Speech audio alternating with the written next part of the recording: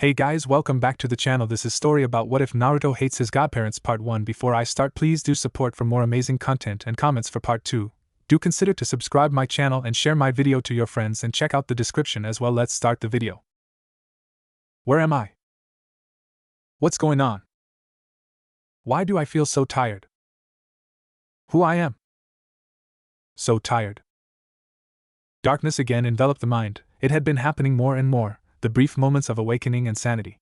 But the moments were beginning to lasting longer each time.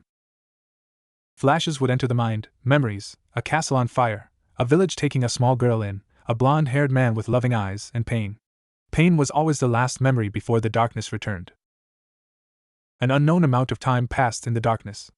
No feelings, no emotions, no memories, just darkness. And as her eyes opened, she saw around her tubes leading to machines. There were only a few of them, and the tubes seemed connected to her. She breathed slowly as the memories came again.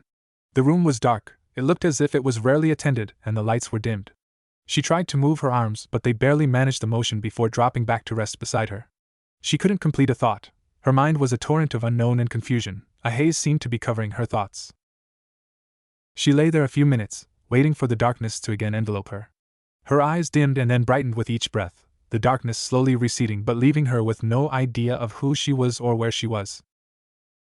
Slowly her hand moved to remove the tubes in her arm. It was slightly painful, but she let out a sigh of relief as she felt the needles leave her body. She tried to rise but found herself too weak to do so. She merely managed to move her head from side to side. The room she was in was a small cell. Each side was concrete blocks with white paint over them. It was a small room with little more than enough space for her cot, the machines around her, and enough room for a single person to move around comfortably. The door to the room looked unlocked, and the outside hallway was dark. Trying again, she managed to raise her head, her mind swimming in confusion at the movement after being in darkness for so long. Her arms were beginning to regain feeling and she ran her fingers down her legs. She could feel her legs and her fingers on the smooth skin. She let out a small sigh of contentment at the touch and the returning of feeling in her body. Slowly she began to move herself again, each time managing to move a little more. Her body felt enormously heavy and stubbornly refused to move at her command. She had to slowly move each part of her body as feeling returned until she finally managed to move herself into a sitting position and surveyed herself. Her hair was long and hung in a dirty, tangled mess. Her body was covered only by a hospital gown but appeared uninjured. The haze in her mind was beginning to finally clear and her mind began with questions again. Who am I? Where am I? What am I? I must escape. The final thought crossed her mind as she tried to stand from her cot only to find her legs had trouble supporting her. Her legs simply didn't have the strength to maintain her body and collapsed underneath her. She fell back to the cot. The cot was made of a single sheet of wood with a small pad for its only comfort, and as she fell she felt her body strike the wood underneath. She tried again using her hands on the machines next to her to support her. She took deep breaths as she tried to walk forward, pushing herself toward the door. One step, a second step, slowly her legs began to remember their function. Her legs trembled and burned in retaliation to their use after so long a sleep. She made it to the door but was still struggling to remain standing. She stopped and began to take deep breaths. She had only gone but a few steps and already her legs were protesting that much use. Shaking her head, she forced herself to calm down. She tried the doorknob and found it unlocked. The hallway before her was silent and darkened with a light coat of dirt. The sides of the hallway were made of compacted dirt, and the ceiling concrete, giving mute testimony that there were more levels above her. The floor beneath her was made of the same concrete. It was hard and rough under her bare feet. She took a deep breath and placed a hand on the wall beside her for support, leaning heavily as she began to walk down the hallway. Occasionally she would pass doors, but she ignored them, lost in her thoughts. She had no idea how long had passed, but flashes came to her mind, memories surfacing after so long. She saw a place and people. They had red hair and green eyes. They were laughing and smiling. Then she saw a castle in the mountains on fire, people dead and dying, a hand holding hers leading her away from it. She stared in horror at the destruction around her and looked at the man holding her hand. He smiled at her and squeezed, his brown eyes trying to give her comfort. It was in a flash that she saw the giant gates to a great village. It was gigantic, larger than anything she had ever seen before. She was told she'd be safe there and to be careful with her knowledge of who she was and where she came from. The man with the brown eyes handed her safety over to an older man. He had lines on his face but smiled gently at her, and he radiated strength and confidence, and was obviously still in his prime. The lights in the hallway began to brighten, bringing her back to the here and now. Her eyes hurt slightly at the brightened lights, but thankfully it wasn't much, and her eyes slowly began to adjust. There was still no sound, but brighter lights meant this place was more used than the one she came from. She slowed and took a moment to catch her breath. She hadn't realized how tired her body was from simply walking. After a few minutes to catch her breath, she continued on, her eyes wandering over the different doors and paths she could take. But she continued down this corridor. It seemed to be the main one that the others connected to, and her body simply wanted to continue in a straight line. It was easier. Finally she came to crossroads. The corridor she followed branched off, going right or left, but no indication of which one was the exit. Without knowing it, her hands felt the walls, as if on their own accord, and noticed one side was smoother than the other, and her feet felt for the slight wear on the fool, which indicated that one path was more traversed. And so she chose to go right and follow the instincts of her body. As she followed the hallway, her memories surfaced again. She saw herself in a classroom. She was writing something. She saw a young blonde boy near her who laughed with her and talked to her. Then an older version of the boy became superimposed, and she saw the love in his eyes. The image seemed to recede, and she saw they were standing on the balcony of a tower, and a sense of safety surrounded her in the memory. Again she was brought back to reality, as her nose caught a new scent. She had no way to understand how much time had passed, but her body was beginning to hunger. But when she caught a breath of air, it was different. Her nose was used to the cold, stale air around, but this was different. It was fresh air from above. She looked for the source and saw a doorway she had passed, and moved backward and sniffed again, and again she smelled fresh air coming from the door. She opened it to find a stairway leading up and down. The stairway had a few lights, but it wasn't much more than the previous hallway, and the stairs were made from the same concrete as the hallway. She stood in the hallway for a few minutes, allowing herself time to rest before continuing on. Her brow was beaded with sweat, and her body was cramping up from the short walk to the stairs. Following her nose, she began to take the stairs upward, moving slow as her legs began to burn from the exertion. Her entire body was tired beyond anything she could understand. Her reactions felt sluggish as she forced herself to move up the stairs, and her mind seemed to have a constant cloud over it. Her movements were more something made from reflex and reaction than conscious choice. She followed the stairs as high as they would take her until it came to stop at a doorway. For the fourth time she stopped and breathed heavily. She was so tired, and every muscle in her body was burning from the exertion of the climb. She pushed the door open to find herself in a small room with no exit. It was dark, and she was confused. Her nose told her that there was fresh air behind the wall, but she couldn't find a way out.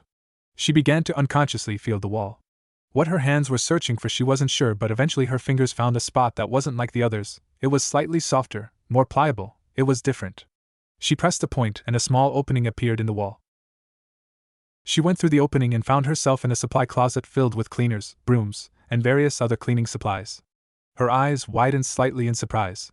She listened and heard voices in the hallway before her. She froze, and instinct alone told her to move, and through hardwired reflex she flattened herself against the wall next to the door so not as to be discovered. As the voices passed, she breathed slightly easier.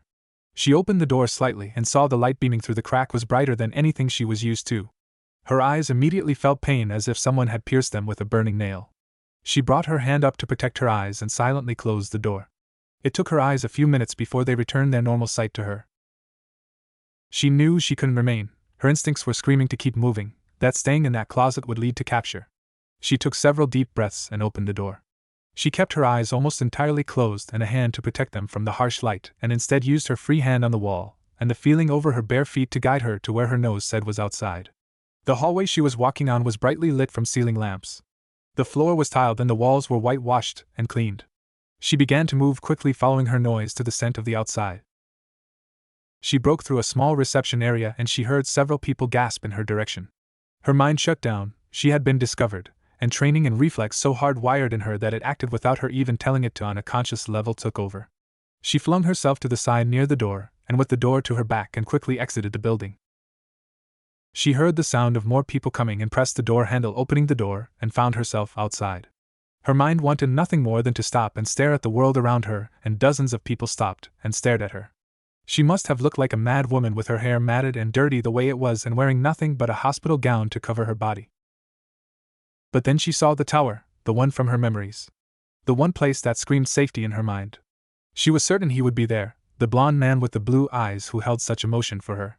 And again her training took over and her body was forced into a run as she bolted for the tower. She wasn't sure how she was able to run. Her primal flight sense had taken over and pushed her body well beyond its limits on pure adrenaline. She knew she was being followed, she felt it around her, She heard the voices, and she knew the shadows were moving. Her eyes were blinded by the light of the sun and hurt painfully. She simply couldn't see anything, but her body knew this path, knew these roads. She moved faster with each step, her body flooded with emotion as memories of the blonde man returned to her. She ran off the power of raw emotion. Candlelit dinners with him, holding his hand, the feeling of his lips, it all returned in a rush as she took step after step toward the tower. Her heart was racing, her eyes watered and tears escaped. Her body was pushed beyond its ability in her weakened state, but she felt the doors to the tower with her fingers and pushed her way in before continuing her flight. Adrenaline pumped through her system as she ran through the corridors. She heard voices shouting to stop her. As her mad rush, she made it to a reception area. Her eyes were able to see fuzzy shapes, and she could just make out the doors before her. Then hands were around her, they were pulling her back from the doors. And she screamed with all the pain and remorse and terror in her body the one word that came to her, as she struggled against the hands pulling her back from the doors: Minato. Suddenly everyone stopped, they were silent at the cry. They stared at the woman who had fallen to her knees before them. She sobbed on her knees, tears streaming down her dirty face. They watched her as pain struck their own hearts at the sight, and all they could hear saying as she began to crawl toward the door was Minato over and over between her sobs as she tried to reach out to the office of the Hokage of the village hidden in the leaves. The doors opened as a frantic Hiruzen Sarutobi emerged. The old man wore the white Hokage robes outlined in red. His hat had been left inside next to his pipe on his desk. He had heard the woman scream the name of his predecessor, something he had never expected in the last 10 years. In a rush had opened the door to find a crying young woman crawling toward his office. She looked up at him, her eyes barely able to make out his shape and the tears streaming down her dirt-covered face. He stopped and gasped at her. Her hair, it was clean, would be a deep red and long. Her eyes were emerald green and her skin pale from lack of light. She was half naked in her hospital gown, and her hands were stretched in a pleading stance as she said Minato's name over and over through her sobs. Her face was thin and gaunt, and her body looked as it had been extremely malnourished. Everyone, no one is to speak of this. Get this woman into my office immediately. Send for a team of medics from the hospital, the best we have. I want a futon in my office for this woman to lie down on as well, and blankets and tea. I want a contingent of A and B around my office with the highest security immediately. The third Hokage ordered. Everyone simply stared at the sobbing and hysterical woman before them before he released an immense amount of killing intent at them. I said now. Get moving! As everyone immediately vacated the area, Hiruzen leaned down and picked the woman up and carried her into his office in his own arms. She was still crying hysterically as more and more memories began to surface. A futon was brought into his office immediately along with several blankets and a pot of tea and some brushes and extra clothing. He thanked them for thinking ahead as he laid the woman down on and covered her in the blankets. She had felt as light as paper to the old man. He couldn't believe she weighed so little. Her lips were dry and cracked, and her eyes were slowly regaining a sense of where she was. He lifted a cup of tea to her, and she drank sips from it. She had finally calmed down once she was brought into the office. It was somewhere she associated with safety and security. She had tried to lift a cup of tea herself but failed. Her bolt to the tower had simply taken everything her body had left, and it was shutting down on her. Her muscles were giving out from exhaustion now, and the Hokage helped her lay back against the pillows gently. She felt safe here, and she knew the old man would keep her safe in this place. She began to relax more and more as her body demanded rest of her. Her mind and body wrapped themselves in the safety of this place. She knew it was safe from anything. She also knew the man before her. He was older, but she knew he was the same one who had welcomed her to the village in her memories. The team of medics arrived within minutes and began to examine. They gave her a sedative which allowed her to promptly fall asleep on the futon. The team went to work, and their hands glowed green as they checked her vitals and healed any possible damage from her run to the tower. They took blood samples and had them sent to the lab. It was late in the evening when they finished their examination and gave their reports. Her entire body is atrophied, like we see in long-term coma patients. Her mind seems to be intact, but we have found traces of drugs in her blood which we use to induce medical comas in patients who have been seriously injured and require time and rest to recover. We can't find anything wrong with her aside from horrible malnutrition and the muscle atrophy. We're already working to reconstruct her muscular development, and we'll see about removing the remaining traces of the drug before morning. Even with our work on her muscular system, she'll need several months of fitness training and good dieting to regain the bulk of her lost weight and muscle tissue. But we should be able to reconstruct it enough to where she won't have to stay in the hospital. The drug is probably messing with her mind and memories. For someone to be placed into a medically induced coma like this for so long to allow these symptoms to come about are just horrible. Lord Hokage, it would explain the way she acted when she got here. She probably had some memory of this tower being safe and came to it for protection. Thank you, continue your work. I will be remaining here with the woman until she wakes up. You and your team are not to mention this to anyone, understand? Hiruzen told them. With a nod and a bow, the medic returned to his work as Hiruzen sat and watched. He wouldn't let them out of sight at all. The Hokage lost himself to his thoughts as he watched the medic's work on the woman before him. He was deeply concerned by what this meant. Kushina Uzumaki, Minato's wife and lover, we thought she was dead these past 10 years. She simply disappeared and hasn't been heard from since that day, and now here she is. Whatever it means, it is going to be a lot of paperwork, the Hokage thought to himself. It was early morning when the woman awoke again. She found it easier to move and she was laying comfortably on the futon. She raised her head and looked around and saw the old man before her. Her memories were still groggy from the after effects of the drugs used to keep her in the coma, but she knew to whom she was speaking. Lord Third Hokage, what are you doing here? I thought Minato would be here. Her voice was merely a whisper as it escaped her lips. It's all right, Kushina. I'll have some tea brought in immediately, just rest a moment. I want you to tell me everything you can remember and I'll fill in the gaps as best I can. And just call me Hiruzen for now, alright? The third Hokage spoke gently to the woman before him, knowing she was still confused and probably didn't have all of her memories back yet. The tea arrived. It was a special blend from the Hokage's own garden and had a very good calming effect on people. He handed a cup to Kushina, who took several sips and thanked the Hokage. Now why don't we start from the beginning? Tell me everything, your name, where you're from, and please start from the beginning. This room has been secured from intrusion, and I have a contingent of ANBU outside guarding us.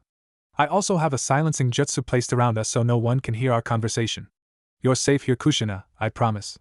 He smiled gently at her, and she nodded. Kushina nodded. My name is Kushina Uzumaki Namikaze. Well, most people know me as Kushina Uzumaki. I was born in the Whirlpool country, which was destroyed and absorbed into the Land of Fire. I came here when I was young, 7 years old, brought by my bodyguard. I was the only survivor of the royal line, but I chose to remain here and go to the academy and become a kunoichi of the Leaf Village. The memories had come back with more clarity when she had awoken, and she was now sitting on the futon with the blankets wrapped tightly around her, as she held the cup of tea in her hands, taking sips every so often. I fought for the village in the Great Shinobi War and earned the nickname the Crimson Death. I also met Minato Namikaze, the fourth Hokage, while at the academy, who helped me through the academy and was my best friend and later my husband. I remember our wedding. It was a quiet wedding with only a few friends, and I remember her eyes suddenly shot open, her body froze as the final pieces fell into place, and she dropped the cup of tea as she grabbed Hiruzen's robes and pulled her to her face. Naruto! My God, where is Naruto? Is he okay? What's happened to him? Where is Minato? He did it, didn't he? He sealed the beast in our son and he's gone. That's why you're here and he isn't. Where is Naruto? I have to find him. Kushina began to rise, only to be held back by Hiruzen as he pulled her back to the futon and placed his arm around her in a hug. He was much stronger than she remembered, or she was much weaker. It was then that Kushina realized how thin she felt as she had tried to rise and brought her hands to her face and saw how thin her arms and body were. She felt her hair and realized how dirty she was. But none of this mattered. The only thing on her mind was Naruto. She had to get to Naruto and make sure he was safe. A lot has happened, Kushina. Please calm down, take some deep breaths, I'll explain everything. Naruto is safe and well, I assure you. Please just give me a moment to collect my thoughts and I'll bring you up to speed, Hiruzen spoke in a claiming voice as he held the woman in check by him. He knew she was still terribly weak from her ordeal and would need time to recover, but he also knew they needed information on where she had been all these years. Kushina took several deep breaths as the Hokage handed her another cup of tea. He took a moment to allow her to breathe and gather herself for what he had to say. Minato did seal the Kyubi no Yoko within Naruto that night he was born. That was 10 years ago, Kushina. We thought you were dead. And you're right, that's why Minato isn't here, but I assure you that Naruto is safe and healthy. He is 10 years old, and if I don't miss my guess, he'll grow up to look almost exactly like Minato did. We'll go see him very soon. I know you don't like it, but we need to figure a few things out before we leave here. Kushina, where have you been? We thought you were dead and now you suddenly appear. What happened? The momentum of the words struck Kushina Uzumaki as if a mountain had been dropped on her. 10 years of her life was gone. 10 years with her son. And Minato was gone as well. She felt the weight of those words press down on her, as she struggled to remember that night so many years ago. It had been storming outside. They knew the Kyubi was approaching and Minato didn't have much time. I had just given birth and Minato was there. He smiled and we were so happy. Even though we knew what was coming, we wanted to be a family if just for a moment. Then the ANBU arrived. They told him the Kyubi was nearby and he was needed. He smiled at me and kissed me cheek, telling me that he was glad to know Naruto wouldn't grow up alone. Then a squad of A and BU arrived shortly after that, and I was told they were moving me to a more secure location, something about protecting the roots of the village. I thought it was a term of endearment for their Hokage and his family, but as soon as we were outside the hospital I was rendered unconscious. Then the next thing I knew I was in some kind of cell and strapped down to a table, and they were taking blood samples, and I heard these voices talking about the QB container's mother, and wondering if I was a random choice or someone special for my blood. They didn't seem to know I was Minato's wife. As she talked, her memories returned sharper, and she recalled the voice and the face of the man who had imprisoned her. I remember. Yes. One of the voices as Danzo. That son of a. He did this to me with his root. I'll kill him for this. Kushina screamed as her very essence burned with hatred for the man who had stolen 10 years of her life, 10 years away from her son, and she again tried to rise as her rage took over her as her memories returned from that night. No, Kushina, I'll handle Danzo, he won't escape justice for this. I promise.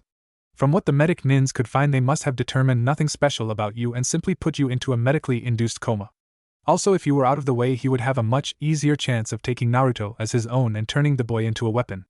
If I would guess, Danzo probably thought he might be able to use you later as a bargaining chip against Naruto if he ever became like his father, but didn't want to leave you alive or awake knowing your reputation, Hiruzen said to calm the raging woman. Right now, the most important thing is to get you healthy and return you to your son. I know it's going to be hard for you, but I think you need to understand what he's gone through for the past 10 years. I know Minato hoped he would treat it as a hero, but as the Hokage was about to begin his story, Kushina interrupted. Minato always put too much faith in the village. I knew our son would be treated badly, but I thought I would be there to be with him, and hold him and comfort him. I figured if I was there he would be safe from harm and the village would accept him a normal boy a lot easier. I take it that didn't happen. Her voice was filled with rage at being denied her son for so long, missing so many times she could be with him, to push him on the swing, so many birthdays she had missed, and her eyes had tears streaming down them as she felt a wave of regret pass over her. I'm afraid not. Most of the people couldn't tell the difference between the container and the monster contained within. I'm sorry, Kushina, I wanted to do more for him, but I passed a law which made it illegal to discuss the Kyubi no Yoko or its confinement, or to harm the boy under pain of death, and I have carried out that sentence many times to protect him. Many stores refuse to sell to him, or they charge him higher prices, and the parents told their children to stay away from him. The way I understand it, he's had a very lonely life and I've done my best, but there is only so much I can do. I'm sorry, Kushina. He saw Kushin's tears increase as she cried in silence. Her hands clenched into fists, and he knew she was close to flying off again. But it hasn't been all bad. Let me tell you about him before you pass too much judgment. Several clans tried to adopt him when he was found to be an orphan, including the Naras, the branch clan of the Hyuga, Akimichis, and Izukas. They all wanted to keep him safe and honor his father's will. Their children have kind of become friends with Naruto. And you'll know him immediately. He has such faith in humanity, Kushina. He's such a caring person. Even after everything, he wants to become Hokage to protect this village and earn their respect. Reminds me of you when he talks about earning others' respects. He sounds like my little Naruto. I won't him be alone a moment longer, Hiruzen. I want to see him immediately, Kushina said as she rose and felt the blankets begin to slip off her shoulders to reveal her half-naked state in the hospital gown. The third Hokage had averted his eyes as she blushed and gathered the blankets around her again. Maybe you should shower and get a change of clothes first, and a meal. The medic said you were in safe condition but malnourished, so we need to get you fed, Hiruzen told her as she continued to blush in front of the old man. She was handed a robe and led to the Hokage Tower's private bathing area for VIPs. Kushina knew exactly what the bathroom was like since she and Minato had come there several times together. She blushed as she thought of Minato's toned body against hers as the hot water rained down on them. She remembered his strong arms holding her to him and her pressed against his firm chest. She sighed at the memories brought back in the room, and then depression hit her as she remembered that was more than 10 years ago and that she would never hold her love again. But her heart held up by the thought of finally seeing her little Naruto again, and she knew nothing would stop her from that moment, but she also didn't want to look like a mad woman when he saw her for the first time. She turned the hot water on and began to scrub her body clean of the dirt and grime which had accumulated over the years. Her hair was the worst part, and she was forced to spend nearly an hour untangling it and straightening it out. After scrubbing her skin raw and removing the smells of dirt and decay which had followed her, she exited the shower to find a fresh robe and several sets of clothing laid out for her. She decided on a pair of black pants and a dark green shirt with a black jacket with red swirls on the shoulders. She had thought about a dress as being more appropriate, but none had been provided. She quickly dressed and dried her hair, allowing it to hang freely before returning to the Hokage's office. You look much better, Kushina. Are you feeling all right? I had some lunch brought for you. My private chef whipped up your old favorite, miso ramen, Hiruzen told her, but she shook her head. No, Hiruzen, I will not eat until I find my Naruto. My first meal will be with him. I want to see him now. It's been longer than I wanted to wait anyway, and I won't wait a moment longer. I agreed with you on getting changed and showered before going, but now that that's done, I will see my son. The fire in Kushina's eyes was so bright it nearly caused Hiruzen to fall back from his chair. He knew that there was no way this was an imposter. Only Kushina Uzumaki would have such a spark inside her. He smiled as it reminded him of Naruto.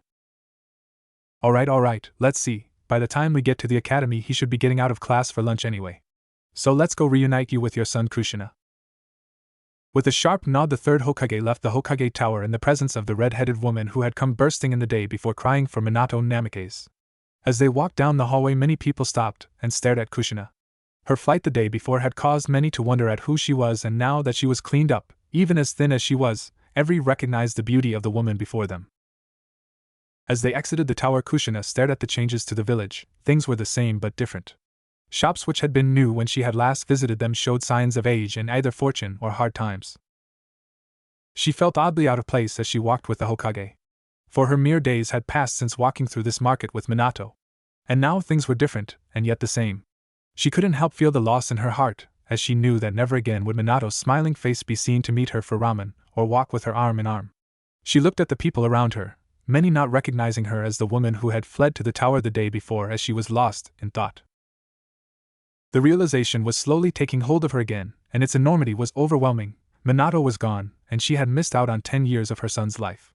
It was gone in the blink of an eye, and before she knew it, she and Hokage had stopped outside the academy, and were watching as the children came outside to play. They all looked so happy and glad to be out of class, and she immediately picked out the different clans from the group, but she couldn't find her own Naruto's blonde head. I don't see him, Hiruzen, where is he? She asked as her entire being was caught in that moment. The old Hokage chuckled. Watch the black-haired girl there and you'll find him. Kushina looked everywhere for her son, but she couldn't find him. She did, however, see a small black and blue-haired girl with pale lavender eyes moving away from the crowd and toward a group of trees. She followed the girl her eyes and found that she was watching something. Curious, she followed the girl's gaze to a small blonde-haired child. He was sitting alone making a cup of instant ramen far from the other children. He smiled brightly as the ramen finished being made, and her heart nearly stopped in her chest. She had seen that smile every day on Minato's face and in her dreams. He was the spitting image of Minato when he was that age, and tears began to run down her face. She took a step forward toward the child before turning the next step into a sprint to the boy. She came to a stop a few feet from him and looked him in wonder. Her green eyes had tears running down them, and she could only stare at the blonde-haired Naruto before him. Naruto looked at the red-haired woman before him with a bright smile and waved at her. Hi. I'm Naruto, who are you?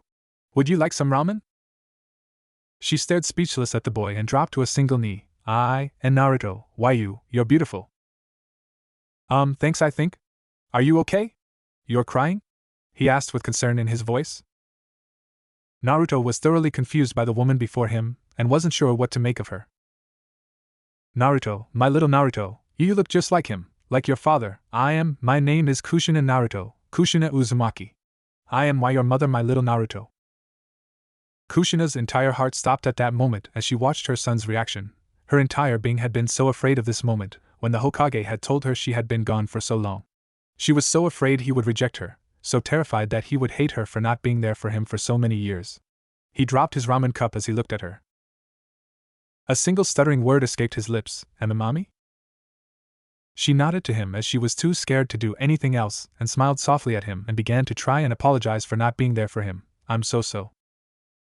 She started but was forced to stop. A blonde bundle suddenly attached himself to her in a fierce hug.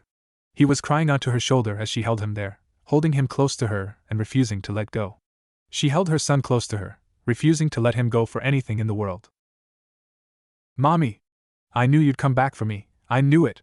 He said as he cried on her shoulder, as the dream he had held for so many years finally came true. The third Hokage smiled. It was one of the few times in his entire life he felt like he had managed to do something truly and entirely good. And as he watched on her, noticed the small black and blue-haired girl had a smile on her face and tears coming down her face. Welcome back, Kushina. I get the feeling you and Naruto are going to cause a lot of trouble in the future, aren't you? the Hokage thought to himself. Kushina and Naruto held each other for a long time before they finally broke the embrace, and Kushina, holding Naruto in her arms, walked back to the Hokage.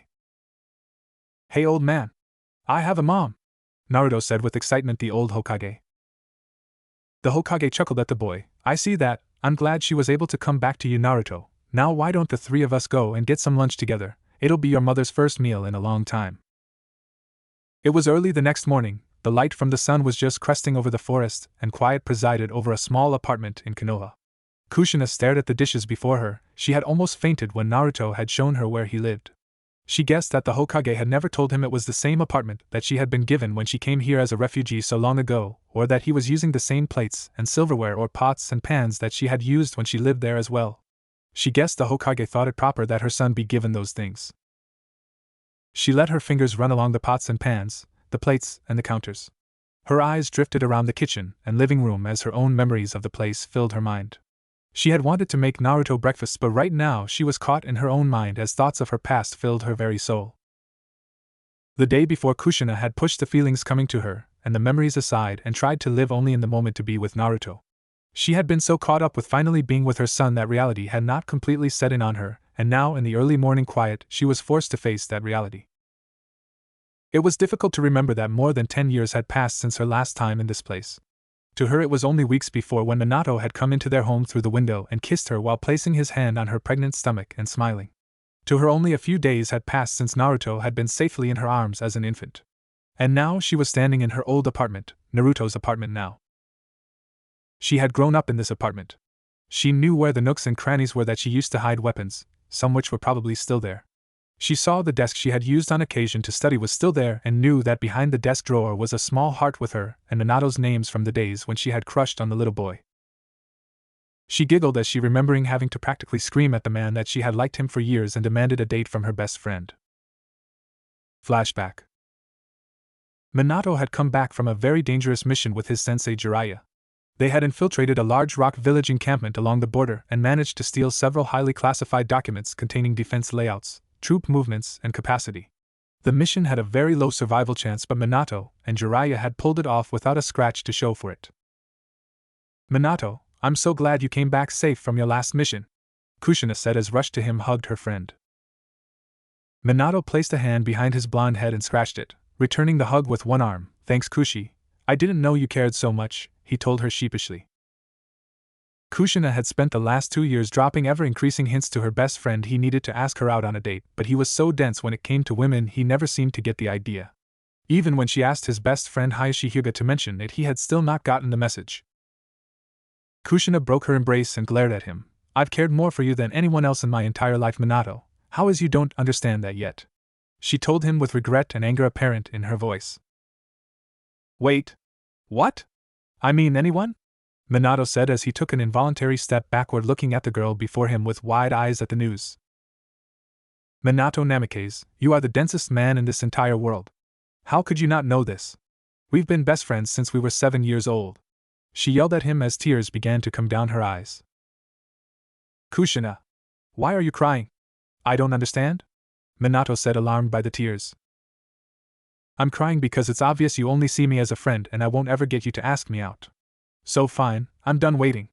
Minato Namikaze, you have about 10 seconds to ask out the prettiest, sexiest, and deadliest kunoichi in this village, or I'll tell Jiraiya you secretly love his work and want to be featured in every itchy issue from this point on," she told him, glaring at him and placing her hands on her hips. "You really want to D-date?" Minato asked quietly. "I've only tried to tell you this for years, Minato. You'd think you would have gotten the message by now," she retorted. The next thing Kushina knew, Minato had pulled her into a deep embrace and she felt tears running down his cheeks. "Please, Kushi, go out with me. I always thought you just wanted to be my friend. You've always been there for me for years. You know me better than anyone in this world. Of course I want to go out with you." My God, I can only imagine how dense any kids he has are going to be, Kushina thought with a giggle and blush. And flashback. She had been living here when Minato had shown up for their first date. He had been dressed in black pants and a dark-colored shirt. His smile was gentle and his hair was held back by his forehead protector. She remembered the doorbell ringing and opening it, and how his jaw had dropped. She was always a tomboy when they were younger, and their date was the first time she had ever worn a dress for him or anyone. Kushina had pulled out all the stops for that night, wanting him to remember that image of her forever and have it burned into his memory. She had worn a tight red kimono with a flame pattern on it which accented her curves and hair while showing plenty of leg. She had done her hair up in an elaborate braid above her head and grinned at his response, knowing she had the exact response she was looking for. Kushina smiled as she remembered that date and how he had walked her home, insisting on seeing her to her door and then getting nothing but a kiss on the cheek and an impish grin as she shut the door in his face, saying he needed to be more creative than a dinner and a movie next time. Kushina also felt the depression of knowing Minato was never coming through that door again. That she would never see his soft smile or hold his strong hands or feel his lips, it made her regret not kissing him that night. She had no idea how precious such things would be later in their lives or the sacrifices they would have to make. But she also knew she would not let her Naruto make the same mistakes when he found someone, or more likely when she found him, as thoughts of a dark-haired girl hiding behind a tree made her smile. Finally, Kushina brought herself back to the kitchen and began to push her mind back to the present, where she began to pick up the pots and pans and turn the stove on. She had cooked for years on this stove and knew just what Naruto would like: breakfast ramen. Her secret recipe involving bacon, eggs, and ramen noodles all soaked in fried rice and a sauce made from the ramen liquid. Memories returned as Kushina thought about how she had looked so forward to cooking breakfast for her family. She had to fight back the tears which threatened to burst from her, as she was again reminded with a sharp pain to her heart she had been forced to miss 10 years of his son's life and lost the love of her life all at once. She had cooked Minato this breakfast before missions in the early morning. He would arrive an hour before they were told to leave just to help her, and would also help her clean up. He loved her breakfast ramen special. She looked at the table in the room, another reminder that Minato would never sit there again, never laugh at her jokes or make her blush. She could almost see his image at the table, smiling at her and laughing. The look of his eyes and his blonde hair, the way his mouth quirked upward when he was trying to hide a grin, or how he would fall to the floor when he laughed with all his might. She would never see or hear that smile or laugh again, and it nearly brought Kushina to her knees. But as Kushina brought the eggs and ramen to cook, her ears caught the sound of Naruto's soft snores from the other room. The sound steadied her. She knew she would have to deal with the loss of her husband and 10 years of her life, and the person who had stolen with them would pay dearly for it. But for the moment Naruto needed her in the here and now, and that was where she would be. She remembered the day before when they had taken him to Ichiraku Ramen and had her first meal with her son. Flashback. The Hokage and Kushina walked up to Ichiraku Ramen with Naruto in her arms. She had refused to set the boy down to walk on his own, and had carried him the entire way, even though the Hokage could see the strain on her face and cautioned her not to overdo it. Kushina, you need to be more careful. Even though the medics were able to help restore a lot of muscle tissue, you're still terribly weak and probably should be in the hospital resting. So please don't overexert yourself, Hiruzen told her as they arrived at the ramen stand. I know, but this was more important, Kushina told him as she watched Naruto climb into the seat and waved at the old chef and his daughter, who smiled and looked genuinely happy to see the boy. Kushina remembered the old chef and his daughter from when she and Minato had dated. The chef had been younger then and his daughter merely 3 or 4 years old at the time, but they had always been so kind to them. Kushina had found the stand when it was brand new, and it had become her second home. She was not surprised that Naruto seemed as well at home here as she had. Naruto was pointing to his mother and the Hokage and speaking excitedly to the old chef and his daughter, who both had looks of shock on their faces at the boy's words before breaking into tight smiles. If this is some imposter, I'll string them up by their toes, the chef thought to himself. No one should mess with the boy like this, he gets enough from this village. While the old chef was contemplating the murder of the woman who claimed to be Naruto's mother, the Hokage and Kushina were having a quiet conversation just out of sight behind the blinds of the ramen stand. Those are 2 of the people you mentioned you have always treated Naruto well? Kushina asked in a low voice. Hiruzen nodded. Yes, the way I understand it, they've always been very kind to Naruto and looked out for him. Kushina proceeded into the tent and smiled at the old chef, who lost all thoughts of murder immediately as he recognized Kushina Uzumaki. With her deep red hair and emerald green eyes, there was no one else in the village that could resemble her. And when she smiled, it just cemented who she was in their minds. The old chef nearly fainted from the sight of the woman he had thought was dead. It's been too long, Tsuchi, and it's nice to see you again. You've grown into a lovely young woman. Thank you both for looking after my son for all these years I've been away, Kushina told them with a smile, even as she felt a small jab in her heart as she was again reminded of her lost time with Naruto. She took a seat beside her son, placing a hand around his shoulder, and smiled lovingly at him. Kushina Uzumaki. My God, you're back. Thank Kami. The old chef said as tears appeared in his eyes. It's so good to see you. Where have you been? You're so thin. Are you sure you're okay? Well, we'll get you fed up immediately, the old chef stated, causing Kushina to giggle. The chef had already come around the counter and given Kushina a tight hug and smiled at the child next to her. I'll explain everything later, but right now I'd like to simply have lunch with my son and our family friend, she told him, gesturing to the Hokage who had seated himself on the opposite side of Naruto. Tsuchi nodded to Kushina as stars shone in his eyes. I'm so glad you're back. This boy has been keeping my business afloat, but with you here as well we'll be certain to be rich. Everyone burst out in laughter at the statement, as the Hokage thought it was probably true, knowing the two ramen addicts. The old chef put a hand on Naruto's shoulder and looked at the boy. I'm glad your mother has returned, Naruto. Now you be good to her and treat her with respect and the wonderful woman she is, understand?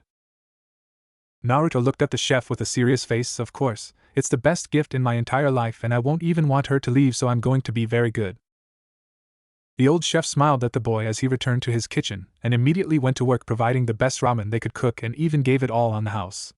Naruto had proven he had inherited her love for ramen, and she had smiled as the boy downed nearly 6 bowls without stopping. End flashback.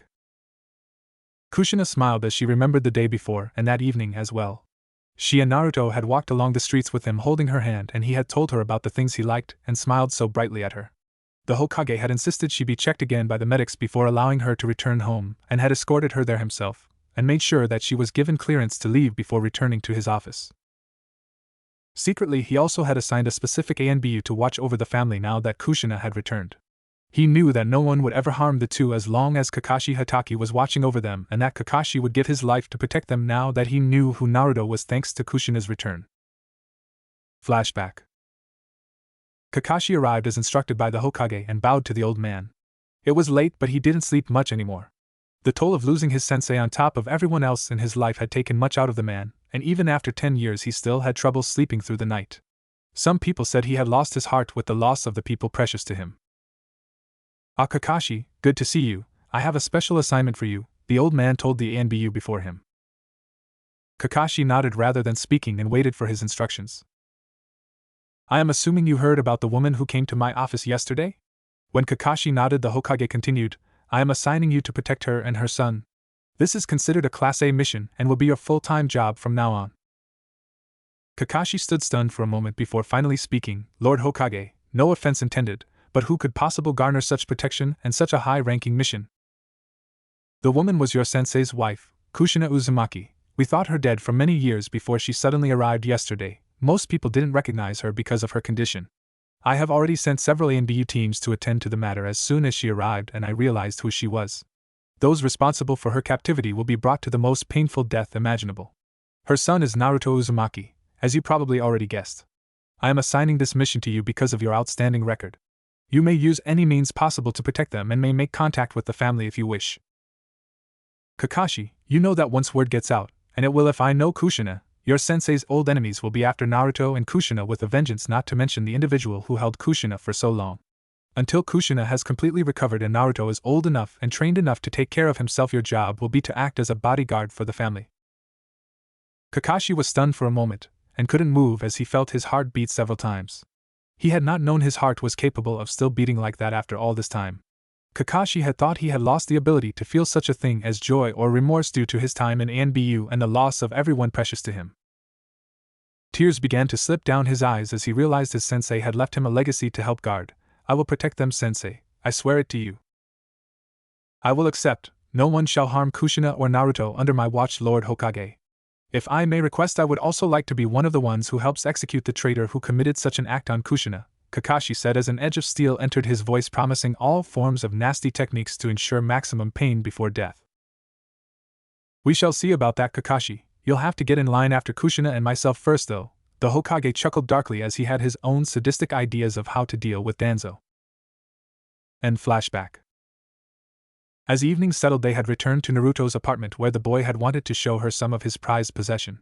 While it did not surprise her that the apartment was a complete mess, she was shocked to find that Naruto's few prized possessions consisted of a small blue blanket, the one he was wrapped in at the hospital the night he was born, a small stuffed toad which looked heavily worn but cared for, and a pair of goggles he said were from a secret admirer who would sometimes leaving encouraging notes. Kushina wondered at the secret admirer but had an idea of who it might be as she remembered the small black and blue-haired girl who had been watching her son. It was obvious that at least one person in his class had cared for him, even if she was unable to say so because of her shyness. I'm going to have to ask the Hokage about her later, Kushina thought to herself.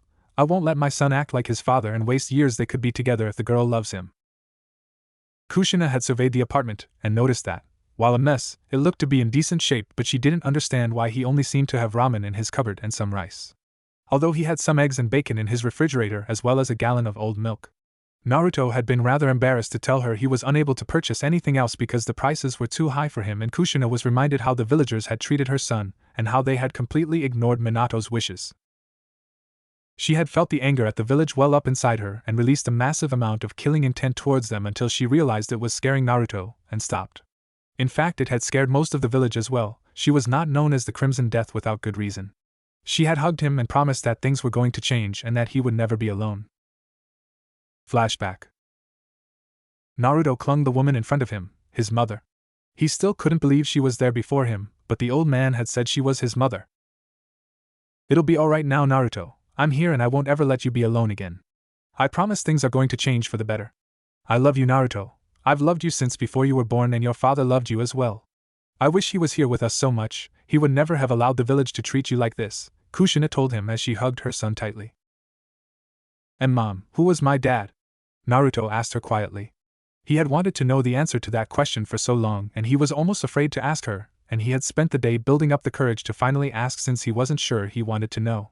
He had always hoped his father was a great ninja hero and would come back to him someday to train him and be with him. But those dreams had mostly been crushed by the comments of the villagers. Your mom and dad didn't want you, they left you behind 'cause you're worthless trash. They had told him, your parents didn't care about you so they left you to plague us, was another common statement when he had asked. Naruto had cried himself to sleep many times because of the scathing comments about his parents. Kushina saw the emotional scars on her son as he asked the question, and she knew she should have told him before now but had been too busy dealing with her own issues during the day. She was kicking herself for not telling him earlier. Naruto, your father was my soulmate, the light in my life, and the kindest man in the world. He loved you dearly, my son, and he wanted you to be safe, so he gave his life to make sure that would happen. His name was Minato Namikaze, he was the fourth Hokage. She had told him only to hear the gasp and feel his tears press down onto her shoulder as he cried. Naruto had clung to the words of his mother, the fourth Hokage was my dad. He thought to himself and suddenly felt bad for the times he had painted over his face as pranks. Tears began to fall down his face as he felt relief wash over him knowing that his dad had loved him and wanted him to be safe and happy. At first she was alarmed by his tears and then realized he was happy. She never thought about how hard it must have been to not know who his parents were or if they even cared for him. She could only imagine the comments the villagers had said to her son about his father and her. The third had told her he had suppressed the information to keep Naruto safe. She had agreed with the decision but was glad she could tell him the truth and finally let him know who he was. End flashback. Naruto had fallen asleep shortly after that, and she had carried him to bed. She had fallen asleep soon after that herself with Naruto still clinging to her. She had woken this morning before dawn and quietly slipped out of bed to cook breakfast. With the Hokage's permission, Naruto was going to miss a week of school since the pair needed some time together. She heard the door open from Naruto's room as he came out. She had practically drooled at how cute he was when she saw him in his hippo pajamas. She smiled at him brightly with her entire heart in her gaze. Good morning, my precious boy, how did you sleep? She asked him as she made the final preparations with the meal. Naruto's eyes widened at her and he started to cry, tears streaming down his face as he responded, Why, you're really here? It wasn't a dream. Naruto had awoken expecting to see his empty kitchen again. He had thought finding his mother was just another dream. A good dream, but a dream, and when he saw her standing before him he simply broke down at the joy flooding his entire being. She's real. She didn't leave me. She's here, he thought to himself. And with that he launched himself to her, and she was only barely able to move in time to catch him as he hugged her tightly. She was so shocked it took her a moment to realize he must have thought the day before was a dream, and he had probably had that same dream many times before. She was saddened for a moment at the reminder again that she had 10 years of her life with him taken away. I will kill you myself for this, Danzo, slowly filleted over an extra-large skillet, she thought to herself as she comforted her son. No honey, it wasn't a dream, I'm here to stay and I love you dearly and I won't ever leave you again, she told him in a soothing tone as he held her tightly as if afraid if he let her go she might disappear. Finally, he let her go long enough to sit at the table where she brought 2 plates loaded with her special breakfast ramen. Naruto stared at the meal before him, the steam rising from the hot meal of fried rice, ramen noodles, eggs, and bacon all mixed together, and he started to cry again as he looked at the plate. Is something wrong, Naru? Kushina asked her son as she saw the tears and was concerned. And no, Mom, it's just, this is my first home cooked meal and I am just happy, he told her as the tears continued and she suddenly understood why he was crying. Naruto had spent so much of his life completely alone that finally having his mother back and having her cook breakfast like a normal mother, something that all the other kids in his class took for granted, was something he had dreamed of ever since he could remember. She smiled and a few tears came down her cheeks as well and moved closer to him and put an arm around her son and kissed his head. Well, you better eat it before it gets cold, don't you think, Naru? She told him. Naruto suddenly got a terrified look on his face that he was letting the first breakfast his mother had ever cooked get cold. She was so worried he wouldn't like her cooking and was watching him as his mouth surrounded the fork and he swallowed the food. Every fiber of her being was focused on this one moment. Please let him like it. Please let him like it. Kushina thought to herself as nervous butterflies found themselves in her stomach. Suddenly Naruto's face split in the biggest smile he had ever had before. It's the best breakfast I've ever tasted, Mom. Thank you? He told her and began to dig in. Kushina could only smile at her son as relief flooded her. He liked her cooking. Her son liked her cooking. She couldn't contain the happiness as she smiled brightly as she watched him dig into his food. Minato, he is so much like you with that smile that reminds me of the sun itself, but he has my terrible table manners, Kushina thought to herself with a giggle as she began to eat her own meal. As breakfast wound down, Kushina told him he would not be going to the academy for the rest of the week and Naruto jumped in the air with a fist and why? Kushina chuckled and shook her head. The reason you're not going to the academy is because we have to take care of a few family things, Naru. We need to move into our family home, deal with the resurrection of our clan, and I need to spend some time training with you as well. Naruto looked like he had been given every Christmas gift imaginable for the next century by the smile on his face. We have a family home? And a clan? And I get to train with you, Mom? Yay! Are we going to be called Namikaze now? He said. He jumped up and down in his seat in excitement. Kushina laughed at his antics. Well, it's not quite as easy as that. I'm still very weak after everything that has happened, and I need to get my strength back. And while the Uzumaki clan was very powerful back in the Whirlpool country, it has since been destroyed when the Whirlpool country was annexed. Your father's clan was well known and respected here in the village. We were waiting for you to be born before making our marriage official and for me to take his last name with the war finally ending. We both agreed that your father's enemies might try and attack me while I was pregnant. But I don't see any reason for us not to take his last name. I think your father would want us to. We won't hide ourselves anymore, Minato. Everyone will know who your son is and that I was the woman who finally caught the yellow flash, she thought to herself. Kakashi watched the entire scene from the window and smiled under his mask. He had been watching the pair since late last night, and had slept outside their home even. It was Kushina, alright. He would never forget that energetic and brash redhead that his sensei had gone to go over. He was curious about the boy. Naruto Uzumaki Namikaze, huh? I wonder if he'll take after your dad, he thought to himself. While Kakashi contemplated the boy and his mother, he followed them as they made their way to the Hokage tower quietly out of sight. He hadn't made his presence known yet, and was unsure whether he should, or not. Part of him wanted to, but he figured he'd wait a bit, and let them have some time alone first. After seeing them interact, he knew they both needed some time together, but he also wanted to help train the boy. Kushina walked into the tower like she owned the place. Even as thin as she was, a few good meals had done wonders for her sagging energy levels, and she made a mental note to remember to thank the medics again for their work to help restore her lost muscle mass. Naruto was wearing his usual orange jumpsuit and Kushina was wearing the black pants and white shirt along with the black jacket from the day before. The secretary saw her coming and opened the door, simply informing her that she was expected. Kushina entered into the office with Naruto, who smiled and immediately said, "Hey, old man." Upon entering the office, Kushina was assaulted by the expectancy of seeing Minato behind the desk. She saw him there a moment smiling at her before the image was replaced by the old visage of the third Hokage. She shook her head as she focused on the present. Kushina sighed. "Sorry, Lord Hokage, Naruto, you need to be more respectful." She admonished him slightly, but her smile and eyes told him she approved of his nickname. The old Hokage was seated behind his desk and merely smiled and chuckled at the two of them. "I highly doubt even if you do manage to teach him proper manners he would ever call me anything else. After all, he is your and Minato's son." "You're probably right," Kushina told him with a grin. Before Kushina could say anything, the old man took out several scrolls with what looked to have blood seals on them to Kushina. She raised an eyebrow and he smiled again. I knew you'd be coming by, so I took the liberty of gathering the scrolls with everything Minato left you and Naruto. Naruto was to receive them on his 16th birthday, but since you're back I knew you'd want them.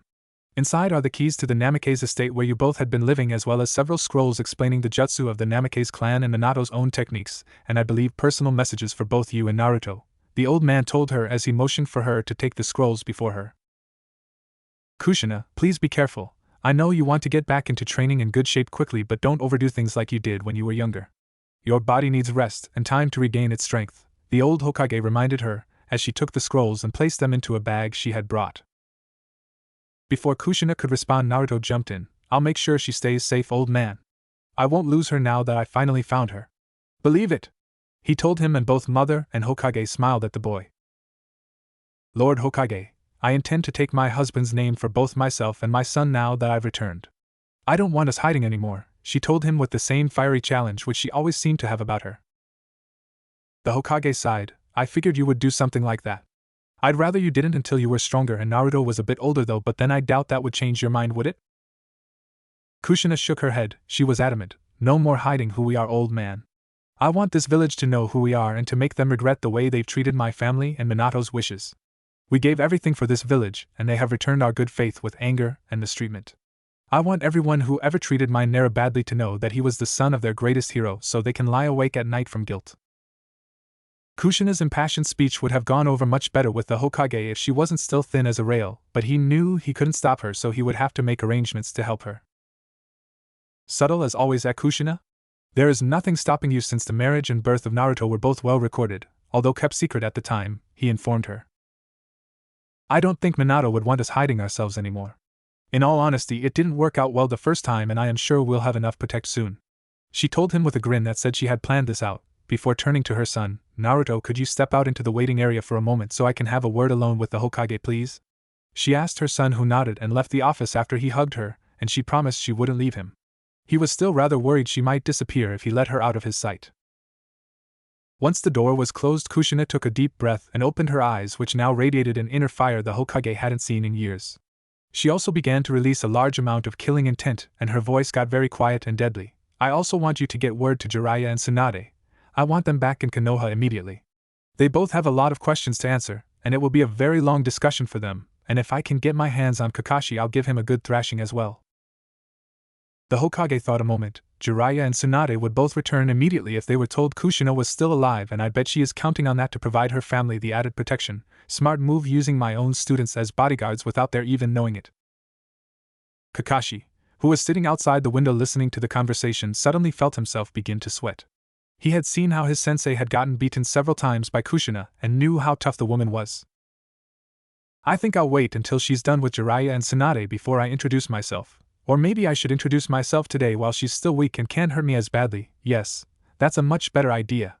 Kakashi thought to himself as he watched the red-headed woman go off about how Jiraiya and Tsunade should have been there to watch over her Naruto. They were his godparents after all, and she was terribly hurt and angry they hadn't taken her son in.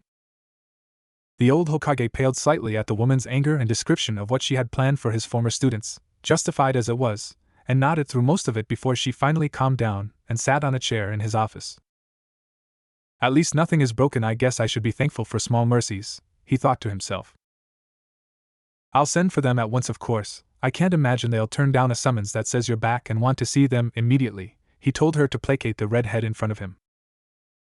Kushina nodded to him and smiled sweetly. Thank you, Lord Hokage, and more than that, thank you for everything. I know you watched out for Naruto as much as you could through the years. That means a lot to me. I like to think of Naruto as my own grandchild, Kushina.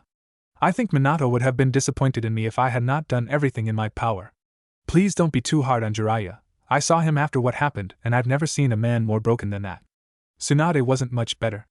I'm not excusing them for not being there, but just don't be too hard on them, Kay. The old Hokage told her as he remembered how his former students had reacted to the loss of Minato and Kushina's disappearance.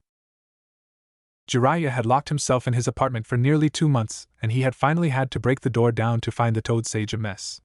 He hadn't showered since Minato's death, hadn't eaten, slept or anything, and Hiruzen had been forced to drag him to the hospital to force feed him as he had been starving himself to near death. Jiraiya had blamed himself for both Kushina and Minato's death. He tried to convince the man to allow him to perform the seal, but Minato had adamantly refused, claiming it was his responsibility. When Kushina had disappeared, he had blamed himself for not watching over her himself. The Hokage was fairly certain the Jiraiya had left to try and run from the reminders of what he considered his past failures. Tsunade had not been much better. She had liked Minato a lot, and Kushina was like a daughter to the woman. Minato had been the one to bring Tsunade back from her drunken stupor after Dan's death. After she had learned they were both gone, she felt she had failed again to save people close to her, and it had sent her back to the sake and gambling, and she had fled the reminders in the village of what she considered her failure save her precious people. Neither of them would have been able to care for Naruto in their mental states. Kushina nodded her head. I'll try and remember that, Lord Hokage. One other thing, the other day when you pointed out that girl watching Naruto, who was she? The old man raised an eyebrow and grinned at her. That was Hinata Hyuga, Hayashi's firstborn daughter and heiress to the Hyuga clan. From what I've heard, she's got a bit of a crush on your boy there. Of course he has no clue, and she's incredibly shy for a Hyuga. Very sweet girl, quiet, caring, very kind considering most Hyuga are cold and rather emotionless, he told her in an offhanded manner. Kushina grinned at him. Thanks, she sounds like a very nice girl. Maybe I should see about setting up a play date with Hayashi, she thought out loud. Thank you again for everything, Lord Hokage, she told him, bowing. The Hokage said he would have Naruto's things at his apartment moved to the Namikaze estate for them in the next few days, and that he had made sure the estate was sealed so all of her and Minato's things would still be there. Kushina thanked him and they both rose to say goodbye when Kushina surprisingly hugged the old man with all the strength she had before she walked out his office and collected Naruto. Naruto smiled and jumped off the couch and ran to his mother. It's time to go home, Naruto, she told, and he smiled brightly at her. Deep beneath Konoha 15 hours prior. A soul shinobi kneeled before his leader. The shadows of the room stood entirely still as he gave his report. The coldness of the room seemed to reflect the demeanor of the occupants. The shinobi wore form-fitting black A&B gear and his mask carried no markings on it. His mask was white. He had not earned the right to be anything but a tool. He was not even worth having a name in the eyes of his leader. His eyes never strayed from the ground before him as his emotionless voice continued in a neutral tone, his breathing and pulse never changing. Lord Danzo, we have confirmed the report given. Kushina has been found alive and was missing from her cell in Block 18C. Team 19 was dispatched 18 hours after it appears Kushina managed her escape. It is still unclear how she managed to overcome the comatose drugs, and we were unaware due to the lockdown on information by the Hokage, as reports described the woman as have brown hair and yellowed eyes along with being too thin to be certain it was a woman or man. Once it was confirmed it was Kushina, Uzumaki Team 19 was dispatched to obtain information and, if possible, reacquire the target, but she is now well guarded. I apologize for the delay in obtaining this information, Lord Danzo. The target was well guarded and we were only recently able to get close enough to confirm her identity. Danzo's face remained unchanged, his body never moved, and it seemed he did not even blink at the news. Nothing fazed Danzo. His heart and soul seemed to be made of stone, and ice seemed to flow through his veins. His mind began to move swiftly at the thought of the implications involved in Kushina's escape. Destroy the entrance and perform sweeps through the entire base. I want an advance team sent to Route Beta to prepare the location in the event our base here is compromised. Also bring down the blocks surrounding that entrance so even if they breach the entrance, they won't find anything. Go. Hi. The ninja responded and vanished, leaving Danzo in the dark and now silent room. Present day, in a large casino many miles away. Tsunade Senju slammed her hands down on the table in front of her. Today wasn't going at all the way she had planned. She had been at the poker table for almost an hour, and had already lost almost all her money. The slug princess of Konoha glared at the smirks on the other players and rolled up her sleeves before putting all of her remaining money on the table for one final hand before looking for store credit. The other players chuckled. The legendary sucker was living up to her reputation, so they decided to indulge her, and added their own payouts to the pile. Shizen, Tsunade's loyal apprentice, frowned and sighed as the pig in her arms drooped visibly at her master's actions. Lady Tsunade, don't you think you should save some of that? Shizen asked her sensei. With a shrug, Tsunade grinned, go big or go home. Or find more credit. A chill suddenly found its way down Tsunade's spine and an intense feeling of dread entered her mind. Something is coming and I'm not going to like it, she thought to herself. Shrugging off the feeling, she refocused her mind on the game as she suddenly found herself holding a full house. Haha. I win! Who's the sucker now? She screamed, pumping a fist into the air before suddenly stopping. Tsunade slowly turned and looked at her apprentice with a look of absolute dread. Shizen. Get the bags, we're leaving immediately. With a quick and understanding nod, Shizen left to comply immediately with her sensei's wishes as Tsunade rushed to cash out her winnings. At a large hot spring in the Earth Country. Hot springs are wonderful natural pockets of hot water which many villages have found useful for bathing and relaxing. The natural minerals were good for the skin, and the steam provided a great release after a long day of hard work. Men and women alike would flock to the hot springs to simply soak and enjoy themselves as they felt their tired and sore muscles relax under the ministrations of the warm water. For one white-haired Sannin, though, they presented an alternative form of recreation. Jiraiya, the great toad sage, found himself amidst his favorite hobby sitting in a high tree near a well-filled hot spring. The hot spring was filled with over a dozen young women who had come to soak for the evening before returning home. Giggling like a schoolgirl, the toad sage was busy writing notes into his book as he took in the female shape before him. As he busily wrote, he was suddenly stopped as a powerful sneeze overtook him. A feeling of intense dread entered the man's senses, and he frowned to himself. I haven't had a feeling like this since Orochimaru ran off, he thought to himself before realizing the sneeze had given away his position to the women he had been researching. In Konoha, Naruto made his way through the crowd of people before him. His hand was safely in the grip of his mother's and he couldn't help but continue to stare at her. Everything felt different now to the young boy. Something he couldn't place his finger on felt very right. As the pair made their way through the throng of people, Naruto couldn't help but notice the expressions on their faces. They seemed shocked at his mom, like they knew her but were surprised to see her, and several paled as if they were seeing a ghost of the past. When their gazes fell on him, they seemed too stunned at his presence at her side to even give their usual glares and curses. Some even looked to be slightly afraid of her. Kushina took the most direct route back to the small apartment to avoid as many people as possible. As Naruto entered the apartment, she dumped the scrolls on the table and swept him up in a hug with a smile. My little Naru, everything is going to be so much better now, but we need to talk about some things first, okay? She told him in a serious tone as her green eyes locked onto his blue ones. Naruto had little experience with mothers, but from what he had heard, he was supposed to pay attention to them and listen carefully. Not having a family or a mother before, Naruto was trying hard to remember what his friends said about theirs and the way he was supposed to behave. He still held some fear that if he was bad, she might disappear suddenly and leave him alone again. Kushina looked into her son's eyes and made sure he was listening very carefully before continuing. Okay, we're going to be moving out of your apartment and into the house that your father and I lived in. The Hokage is going to send some people over to help us transport everything. We probably won't move for another day or two, but you need to understand some things that are very important. I know this might be hard for you to understand, but I don't want to hide the truth from you either. Your father and I made some very powerful enemies when we were younger, and many of them are still out there and would want to hurt us through you. That's why Lord Third never told you who we were. He was afraid if people knew, they would attack before you could defend yourself.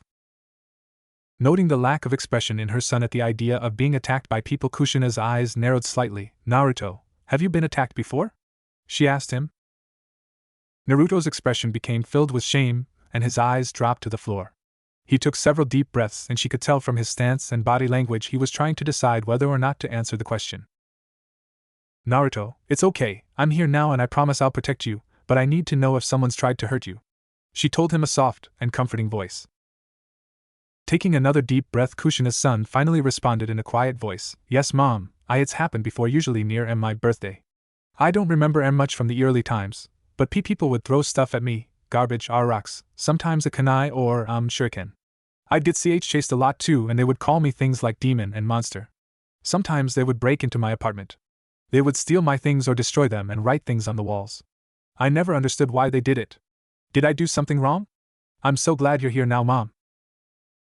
Nodding, she gathered her son in her arms and held him close. She noticed his lack of tears. Immediately Kushina felt him tense for a moment before relaxing against her and wrapping his small arms around her and returning her hug.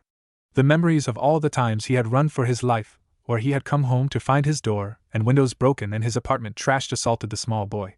He had never had someone comfort him like Kushina did, and it scared him at first before he accepted the warm embrace.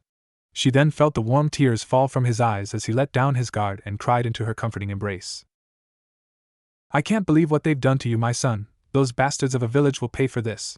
Kushina thought to herself as she stoked the quiet embers of anger at the village inside her heart, as she finally began to understand what her son had gone through. After several minutes of holding her son, she felt the embrace relax slightly, and his tears slowed, and she smiled comfortingly to him before standing. Everything is going to be alright from now on. No one will ever hurt you again so long as I am here, my little Naru, she told him as she kissed her son on the cheek. Kushina then turned toward the open window in the kitchen and mentally sighed to herself. Okay, Kakashi, you might as well come on inside since I know you're there, she said in a loud voice toward the window.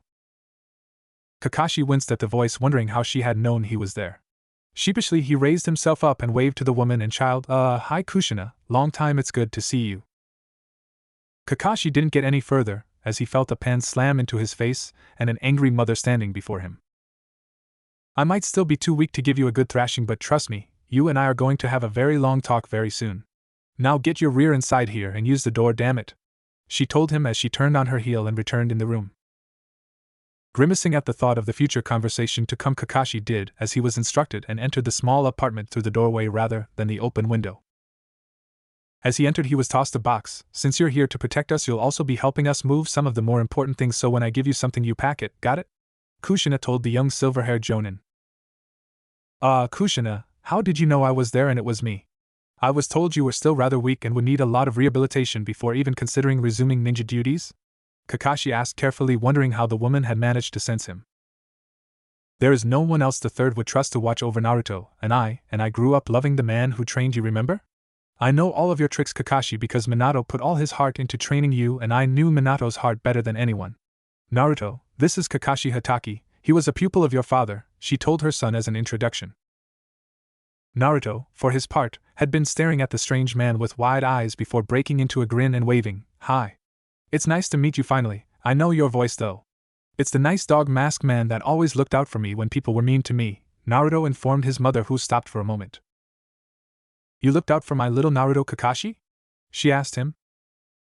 Of course, Kushina, I couldn't live with myself if I hadn't done everything I could for him, Kakashi responded with a smile under his mask, very grateful that the boy had remembered his ANBU mask from the times he had intervened with him and many civilians within Konoha.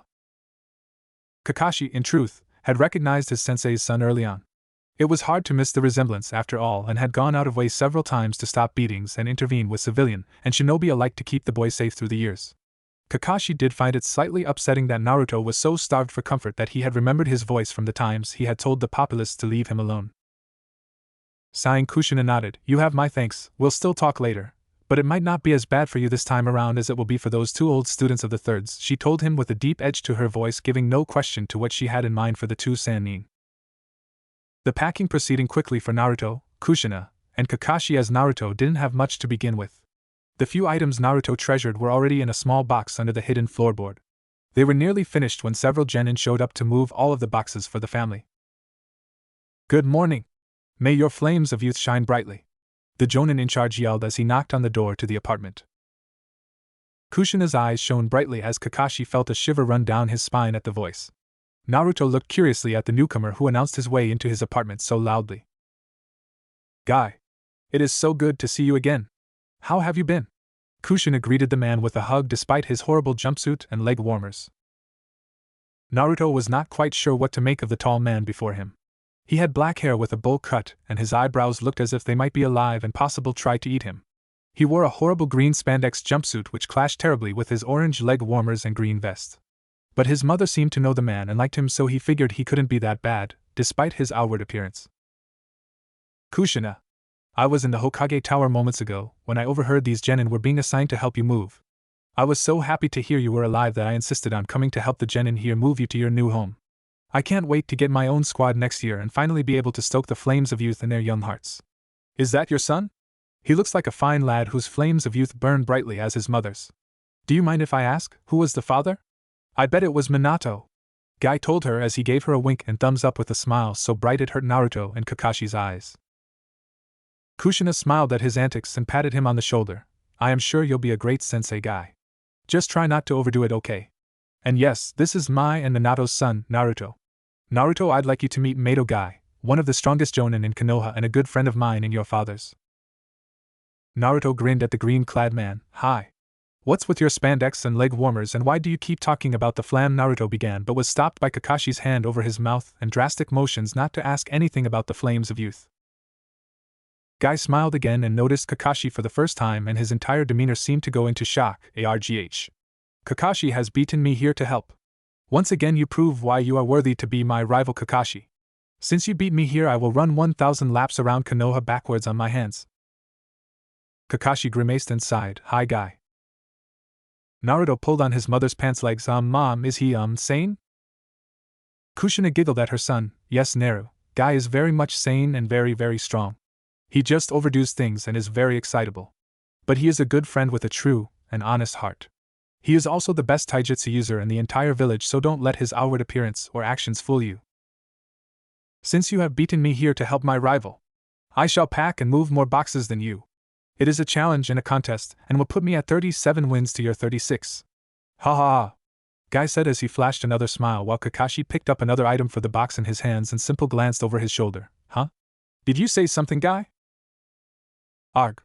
Your too cool attitude will not win this contest for you, Guy told him and began to speed throughout the apartment, neatly packing everything in sight while everyone else, including the genin, stood by and watched in amazement at the green blur. With Guy's speed and focus coupled with Naruto having few belongings of his own, the entire apartment was packed up in less than 2 hours and ready for transport to the mother and son's new home. At first, Guy had insisted on carrying 4 times the load of everyone else, but Kushina managed to convince him that the genin needed some kind of work to earn their salary, to which Guy promptly agreed, much to the genin's disappointment. Hokage Tower. As the small group made their way through the roads of Konoha in the early afternoon together, the third Hokage was listening to a report given by an unusual informant. Okay, Jig, you and your team mapped the entire structure and are prepared? The old man asked the leader of the team in front of him. The third Hokage listened to the report as he looked over the map laid out on his desk. If the map was any indication, there were networks of tunnels, training areas, cell block housing, medical facilities, storage units, and a large number of previously unknown structures built directly beneath the entire village. They were buried deep underground and obviously had taken a lot of time to build, but what shocked Hiruzen the most was that it spanned almost the entire length and width of the village. Yes, sir, we did as requested and entered the underground base through the doorway. The entrance was right where you said it was, in the old wing of the hospital. My team proceeded to split up, and we each mapped out a section of the underground facility. As the map indicates, the structure beneath us is huge, but it seems sparsely inhabited. We only found small sections actually used by people, while other areas, unused right now, seem to show prior use with varying states of unuse. It looks like whoever is down there moves frequently to different parts of the base, probably to help avoid detection, Jig responded to the Hokage's question. Jig, like most of his team, was a small monkey and stood only about a foot tall, and his voice was a high-pitched squeak. He had dark brown fur which lightened somewhat near his head, and his tail was currently curled behind his back as he attempted to stand straighter to give the impression of greater height. As leader, he wore a black vest around his torso and, like the other members of his squad, had a Konoha hitaiite, his being placed around his waist. Hiruzen nodded to the monkey. I agree, and I am aware of who it is down there, although I did not expect his operations to be so extensive. Is your team prepared to move out and lead A and B units to the targets? Jig gave an affirmative response and Hiruzen nodded. The ninja monkeys vanished to meet their respective A and B teams. I never expected you to sink this low, Danzo, Hiruzen thought to himself. At one time I would have let our old bonds hold me back, but I have seen where waiting and allowing a snake to live leads in life. I won't let it happen again. Near the Namikaze estate. It's obvious Naruto hasn't received near the level of training or help he needed, and I plan to rectify that immediately. It is disgraceful the way the instructors at the academy have neglected my son's training. By the way, Kakashi, you will be moving in with us to provide protection and help both Naruto and I train, Kushina informed the Jonin, who promptly tripped and landed on his face. Your flames of youth are so strong, Lady Kushina. I, Meito Guy, shall pledge myself to helping you obtain your goal and offer my services in training both you in your recovery and your son in his goal to become a great shinobi, Guy told her as he threw up the boxes, struck a pose with his thumb out, and then broke the pose in time to catch the boxes he had tossed into the air. Kushina thanked Guy as Kakashi recovered from his fall and looked at her sheepishly. Kushina, I do have my own apartment. Why don't I just come by when you need help? He told her, thinking of his precious Aika collection and not wanting to subject it to the risks of travel. It's only temporary. I already spoke to the Hokage about it, and he agrees. Until I am back up to my full strength, we need someone we can trust to help us and protect us. Once word gets out about Naruto's heritage, and who my husband was, his enemies will come for Naruto and I. I simply want you there for the next few months or until I get those two good-for-nothing godparents back here, Kushina explained as Kakashi nodded, relieved that the arrangement would only be temporary and grateful for Jiraiya and Tsunade being the current focus of Kushina's wrath. The group had left the main roads of Konoha nearly 15 minutes before and begun to walk through a rather quiet part of the town. The houses seemed older here and were larger than the genin, and even the jonin were used to, but they stood oddly silent. Guy looked around in amazement. I don't ever remember this section of Konoha, and I've run through every inch of it on both my feet and my hands. Where are we? Kushina gave a small smile. There are two sections of the city which almost no one visits anymore. The first is the Senji district, which is locked and protected by special wujutsus, and only Tsunade can enter without fear. The second is the Namikaze district, which is where we are now. The Namikaze clan were geniuses with space and time jutsus, as seen by my husband's Hirishin technique. One of the clan's greatest achievements was to take their entire district and place a space and time jutsu on it, which causes the entrance to the district to be hidden from sight. The district is only accessible to those of Namikaze blood or those who have a special key like the one I am carrying right now.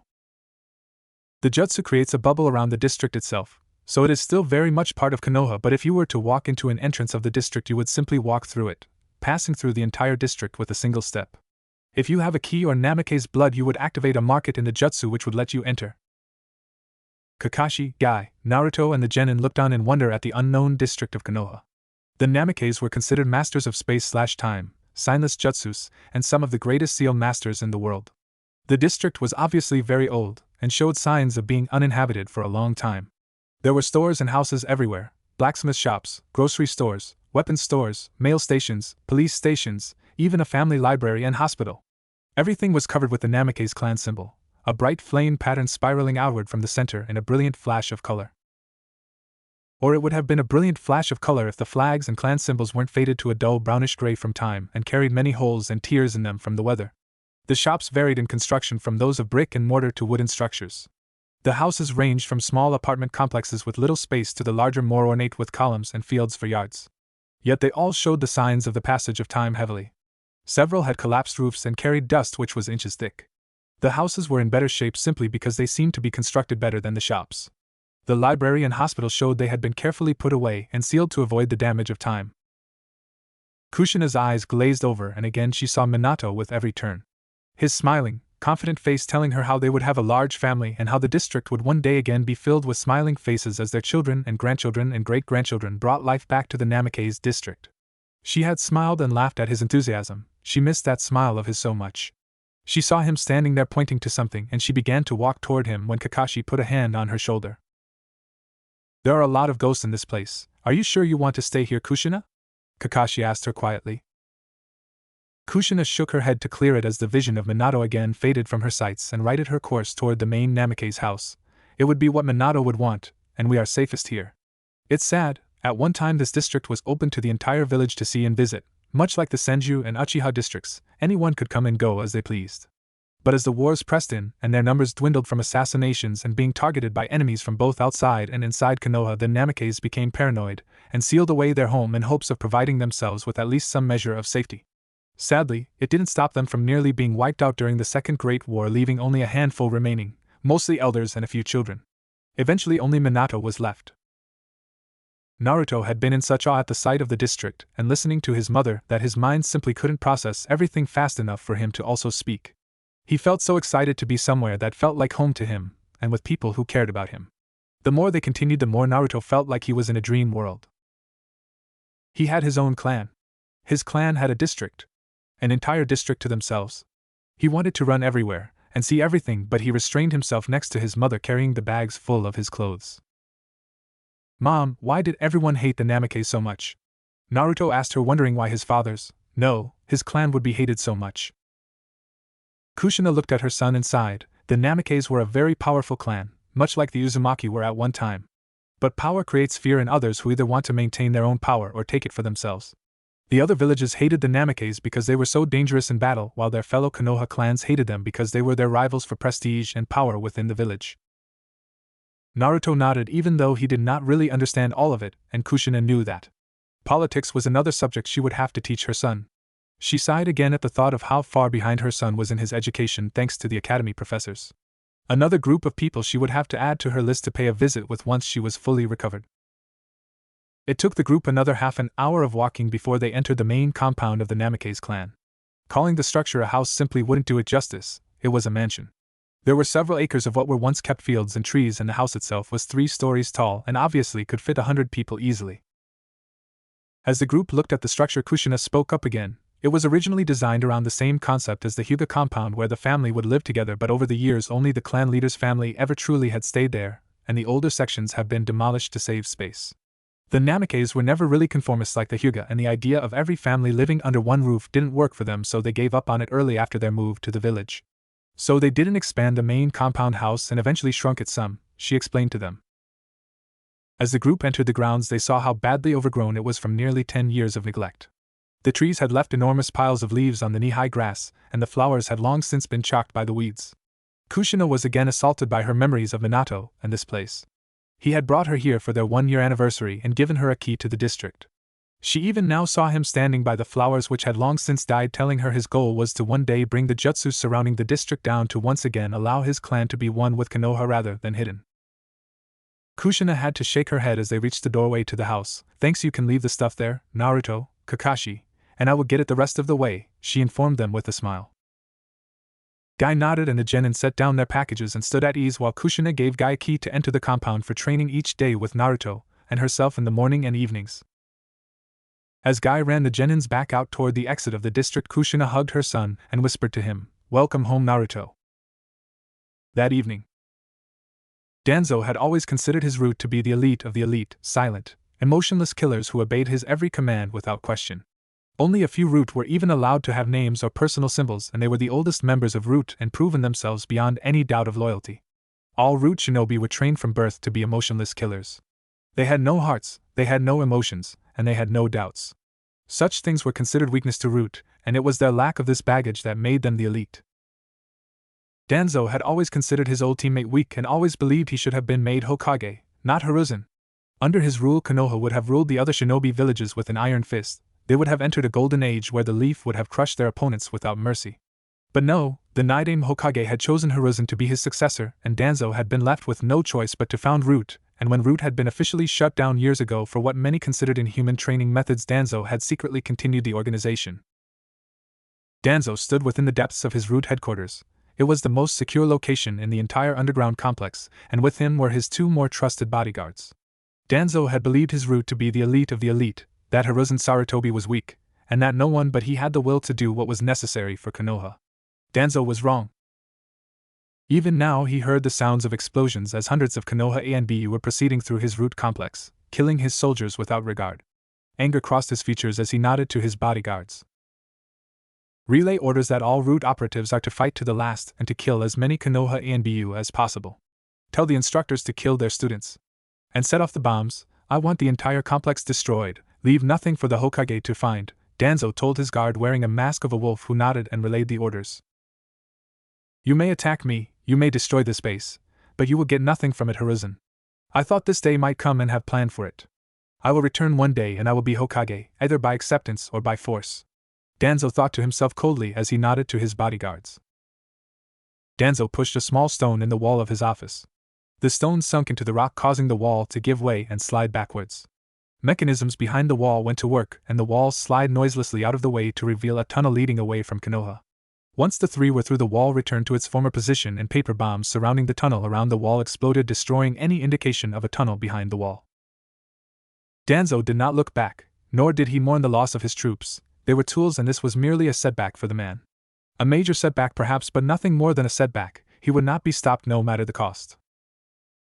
2 hours earlier, Jig and his squad had broken up to meet the Konoha ANBU they were to lead.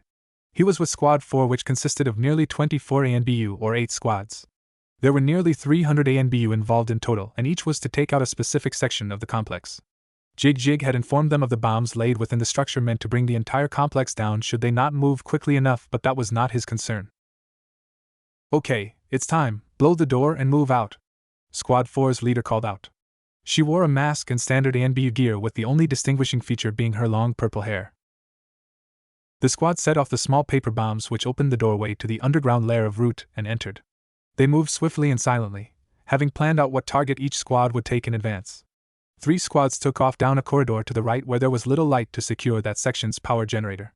Another 3 squads moved to a corridor on the left to hit an information center. The remaining 2 squads moved toward a cell block where trainees were being kept. They met light resistance at first. The only ones to respond were the guards who had been stationed at the children's cell block, and they went down quickly before they realized they were under attack. The main root forces had been initially called to deal with the other groups, moved toward the more vital nerves points of the root complex. Okay, secure the children and prepare them for transport. We need to make this quick before they realize several squads have broken off to recover the children. If they find out, they will likely try and kill them rather than allow us to take them, the squad leader told the others. They began to open the cell doors only to find something of nightmares. There were nearly 40 children here ranging from ages 2 to 8 years old, and they all looked like starved statues. Their bodies carried many deep scars and obviously untreated, open wounds. Several wounds were reddened and pus almost bubbled out of the torn flesh, clear signs of infection. Others looked to have broken bones which had not been repaired properly, if at all, causing joints or limbs to jut out in odd angles. Their bodies looked ready to fall down from exhaustion and malnutrition, but they still stood there at rigid attention, if they could stand at all. But the worst was their eyes. They were cold, emotionless, and dead. It was as if they had already expected death and accepted it without question. The ANBU realized what they were seeing. These were Danzo's rejects. The ANBU pushed their emotions aside. The sight of these destroyed husks was too much even for their callous souls, and it took great control to suppress the anger that rose in their hearts. Several thought of their own families and realized how lucky they were that Danzo had never been allowed to become Hokage. It served a gruesome reminder and warning of what a man without morals would do if given a chance. Listen up, we're here to get you out of this place. You will follow us and be moved to a secure location outside of this complex. Should you threaten or attack us, we will kill you without question. Please assist one another and move in an orderly fashion, do you understand? The purple-haired ANBU kept a tight rein on her emotions as she spoke to the children, who responded with a single hi, and began to execute her orders. The children moved like machines without thought. It was unnerving how silent they were. They were so broken, so mentally conditioned, that even being told they were being granted freedom had no impact on their minds. They merely followed orders without thought or will.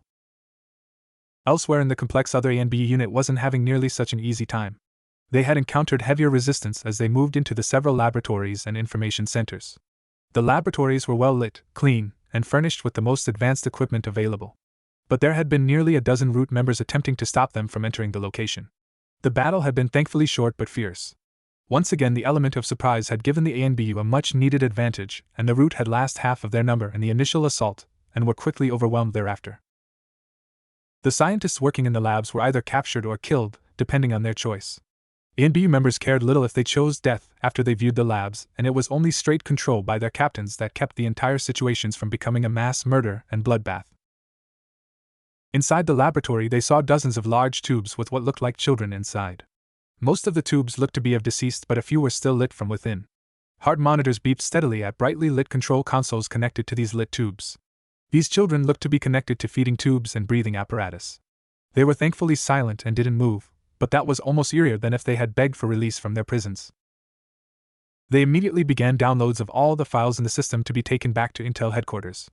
The things inside the tubes were monstrous creations of science. Many had extra eyes or limbs. Some had more than one head or gills or carried scales or tails. Looking at the dead creatures made even the ANBU's skin crawl, and they focused on their work to leave the place as quickly as possible. The green solution in which the bodies were kept added an eerie glow to the lab, which was otherwise very clean and smelled of antiseptic. It was like walking into a modern lab inside the research and development department, but one with no morals or qualms of human or child safety. The same scene was repeated throughout the entire complex as 100 ANBU squads entered from 10 different locations around the village and attacked the Root complex. Root lacked the numbers to hold against a foe with their forces spread so thin. And with the element of surprise on their side, the ANBU units quickly decimated the initial Root forces. In short order, Root began to retreat to protect the heart of their base when the orders finally came to hold their positions and die to the last. And die the Root members did. By this time only the heart of the complex had been taken, and it was too late to set off the final dead switch to bring down the complex. Several squads had located and cut the lines which would send the signal to the bombs in the other areas of the complex within the first 5 minutes of the initial assault. Root had never expected such a quick or deadly assault from the Konoha ANBU. Within 3 hours the entire fight was over and the remaining Root forces had been wiped out, but Danzo had escaped. Hokage Tower, 3 hours 30 minutes after Root assault. Several ANBU stood before the Hokage. It was late in the evening, nearing 1 in the morning. The assault had taken place when their information said the guards would be nearing shift changes and be tired and more likely caught unaware. Hiruzen Sarutobi sat at his desk. He looked and felt older this evening than he had in years. Each day it seemed his robes were looser, his burden heavier, and his body all the more exhausted. This night reminded him of many of the hard decisions he had been forced to make over the years. The defection of Orochimaru, the slaughter of the Uchiha clan, the Kyuubi attack, and now the fall of his old comrade Danzo. Smoke left his pipe as he listened carefully to the report from his ANBU. Sir, squads breached the entrance to the root complex approximately 3.5 hours ago. We met little resistance, and were quickly able to kill their initial guards and secure 80% of primary targets and 60% of secondary targets before their response came within the first 20 minutes. We lost 6 squads in their counterattack. As our information said, root itself was not very large, and it seemed smaller than intel suggested. With their initial numbers already decreased from our first assault, their remaining forces lacked the strength to repel us, and were pushed back to the heart of their complex. They fought to the death there, and only a few were captured. Most performed the suicide jutsu before we could take them, and those in custody are being kept unconscious until we can stop them from doing the same. Danzo was not among the dead. We believe he took a portion of root forces and fled. We were able to recover 243 children ages ranging from 2 to 12 years and secured all medical data and information. Intel is currently working to decode the data now, and the remaining ANBU forces are dismantling their systems as we speak. Once everything is clear, we will bring down the complex one section at a time in a safe manner as ordered, but it will take some time.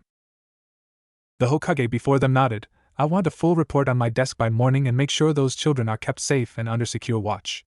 We don't know what Danzo may have done to them, so until they have a full medical evaluation, including a psychological exam by Inoichi, I don't want them unguarded. Hi. His ANBU responded before disappearing. I didn't expect you to go down easily, Danzo, but to think you were scalping the orphanages for children for your sadistic experiments is unthinkable, Hiruzen thought to himself as he rose to leave for his own home. Several days later. On a road heading in the opposite direction of Konoha, Tsunade Senju, Slug Princess, and Sannin suddenly found herself staring at a small dark-haired monkey wearing a fez. The monkey removed his fez and bowed to the blonde woman before speaking. Tsunade Senju? Wow, you sure haven't changed much. I have a message for you from your sensei, the chimp told her as he tossed a small scroll to the woman. With a short bow, the chimp vanished in a puff of smoke. Tsunade held the scroll a moment, debating on whether to open the scroll or not before sighing in resignation. Whatever her sensei had that was so important as to send one of his summons to find her must be important. Biting her thumb, she swiped a little blood on the seal to open the message. What she read made her drop the scroll in shock. Shizen managed to catch her mentor before she fell to the ground as her legs gave out underneath her and drag her to the shade of a nearby tree. Tsunade. Ma'am, what's wrong? What did the message say? Shizen asked with concern evident in her voice. Tsunade shook her head and took several deep breaths before responding, Shizen, we have to go back to Konoha. Shizen nearly fell over in shock. She never thought Tsunade would say those words. Wondering what could possibly be so important as to draw her mentor back to her home village, Shizen picked up the small scroll. Tsunade. I hope this message reaches you soon, and I will be short and to the point. You must return to Konoha immediately. Kushina Uzumaki has suddenly reappeared. She has asked you to return immediately to aid in her physical recovery. I will explain everything when I see you. Hiruzen Sarutobi. Kushina Uzumaki? I thought she died in childbirth along with her son. Shizen asked as Tsunade recovered enough to rise to her feet. I thought she did as well, Tsunade told her before shaking her head. And what is this about needing help for a physical recovery? We need to make best time back to Konoha. I need to find out what is going on. Kushina was a dear friend. I thought both she and Minato died that night along with their son. Shizen nodded to her mentor and turned her head back down the road they had just come from, and sighing in resignation before following Tsunade, who had taken off at full speed back toward the place she had moments ago been fleeing from. A day later in Sunagakure. A small chimp wearing a green fez ran through the streets of the village looking for his target. The white-haired Sannin Jiraiya had been last said to be traveling towards Suna to meet a contact but had not been heard from since. The chimp sighed again as he tried to find his target in the huge village and again wished he hadn't lost the game of rock, paper, scissors to go after Tsunade instead. The chimp had already visited the local bars and casinos and even stopped for a peek into the brothel but had not seen Jiraiya anyplace. Suna was a large village, almost the same size as Konoha, but it was built completely differently. Unlike Konoha, which in many cases seemed like a mixed match of different districts and clan compounds, Suna was much more uniform. The entire village was built within a large valley caught between two mountain mesas. It made for a very defensible position with only one main entrance in and out of the village visible to outsiders. The structures within were built mostly from sandstone reinforced with chakra and a special mortar paste they had created to strengthen the structures. The entire village was built around the idea of defense, so every roof contained flat roofs with small aqueduct systems built into them to collect rainwater and store it within the city's reservoir. If one were to look at the builds closely, they would also notice they tended to rise higher and higher ever so slightly as they neared the Kazakage Tower in the center of the village. This was to give the home shinobi the advantage in height in battle should they be pushed back within the village. Color wasn't a common sight in a village built of stone and sand mortar. Typically, the only color to be found was inside the houses, while the outside of the buildings were more normally a golden dust color which glowed during the sunrises and sunsets of the deserts.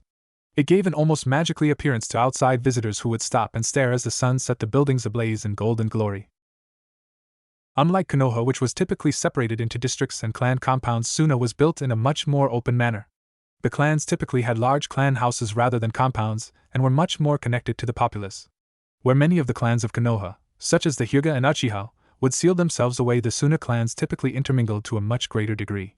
This was mostly caused by the necessity of being in a confined space rather than choice, as many of the clans maintained their superiority, much like their Konoha cousins. Currently, the small chimp in the green fez was making his way on a side alley toward what was commonly seen as the Tsuna Bazaar's black market. After checking the usual places where Jiraiya would be found, he decided the next place the Sannin might be would be in the black market, where he could gather information easily from the seedier elements of the great village's underground. It didn't take long for the chimp to locate the so-called black market. Tsunade may be a great shinobi village, but it was commonly understood that the black market provided them with a large supply of information and specialty items not commonly found in the main bazaar. Because of this, many of the more powerful clan and civilian leadership considered it to be useful and, while not openly assisting, tended to turn a blind eye to their activities. As the chimp entered the black market, he was surprised to find what appeared, on the outside, to be nothing more than another section of the bazaar. He jumped along the tops of the stands and saw nothing out of the ordinary, and was extremely confused. None of the merchants were selling anything strange or looked different. It wasn't until some hours later, when he saw several masked men wearing dark-colored robes appear from a cellar door from the back of a merchant's shop, that he understood. The black market was not found in the open street or inside any of the merchant shops, but was in fact a large hollowed-out cavern beneath the bazaar section of Tsuna. The chimp quietly entered a shop and slipped into the door, following a young man of obviously wealth inside the cavern. Once down in the depths of the black market, it didn't take long for the chimp to locate his target. The cavern was brightly lit with torches and glowing stones, and merchants didn't speak to any but those who came to them. It was interesting to watch the exchanges taking place here. An interested party would walk to the merchant, and, without a word, hand him a certain amount of ryu. Once the merchant had the ryu in hand, they would nod and invite the interested party inside their shop. If the party chose not to buy anything, they would leave, ryu nod in hand, as payment for seeing the merchandise and the risk of the merchant himself. If they chose to buy the item, the already paid ryu went toward the purchase. Everything was done with minimal talk, and their discussions were conducted in separate rooms from the merchandise. It was in one of these rooms where Jiraiya was currently located. He was speaking quietly to someone in a large dark blue robe who had a mask on to cover his or her face and a hood up to avoid giving away any features. If anyone were to look, they would not be able to tell even the gender of the man sitting with the toad sage. The chimp sighed to himself and waited for the Sannin to complete whatever task he was about before delivering his message. Many people only ever viewed Jiraiya as the super pervert he wanted them to see. What was underneath the guise of the pervert was something else entirely. Jiraiya was Konoha's spy master, and he got the job not because of his connection to the 3rd and 4th Hokages. He got it because he was extremely good at it. As the chimp observed, Jiraiya spoke quietly, listened closely, and never once let his guard down. He never made a joke or perverted comment. He was all business here. His eyes and his movements were precise, and his ears trained to listen not only to the robed man before him, but also every noise around.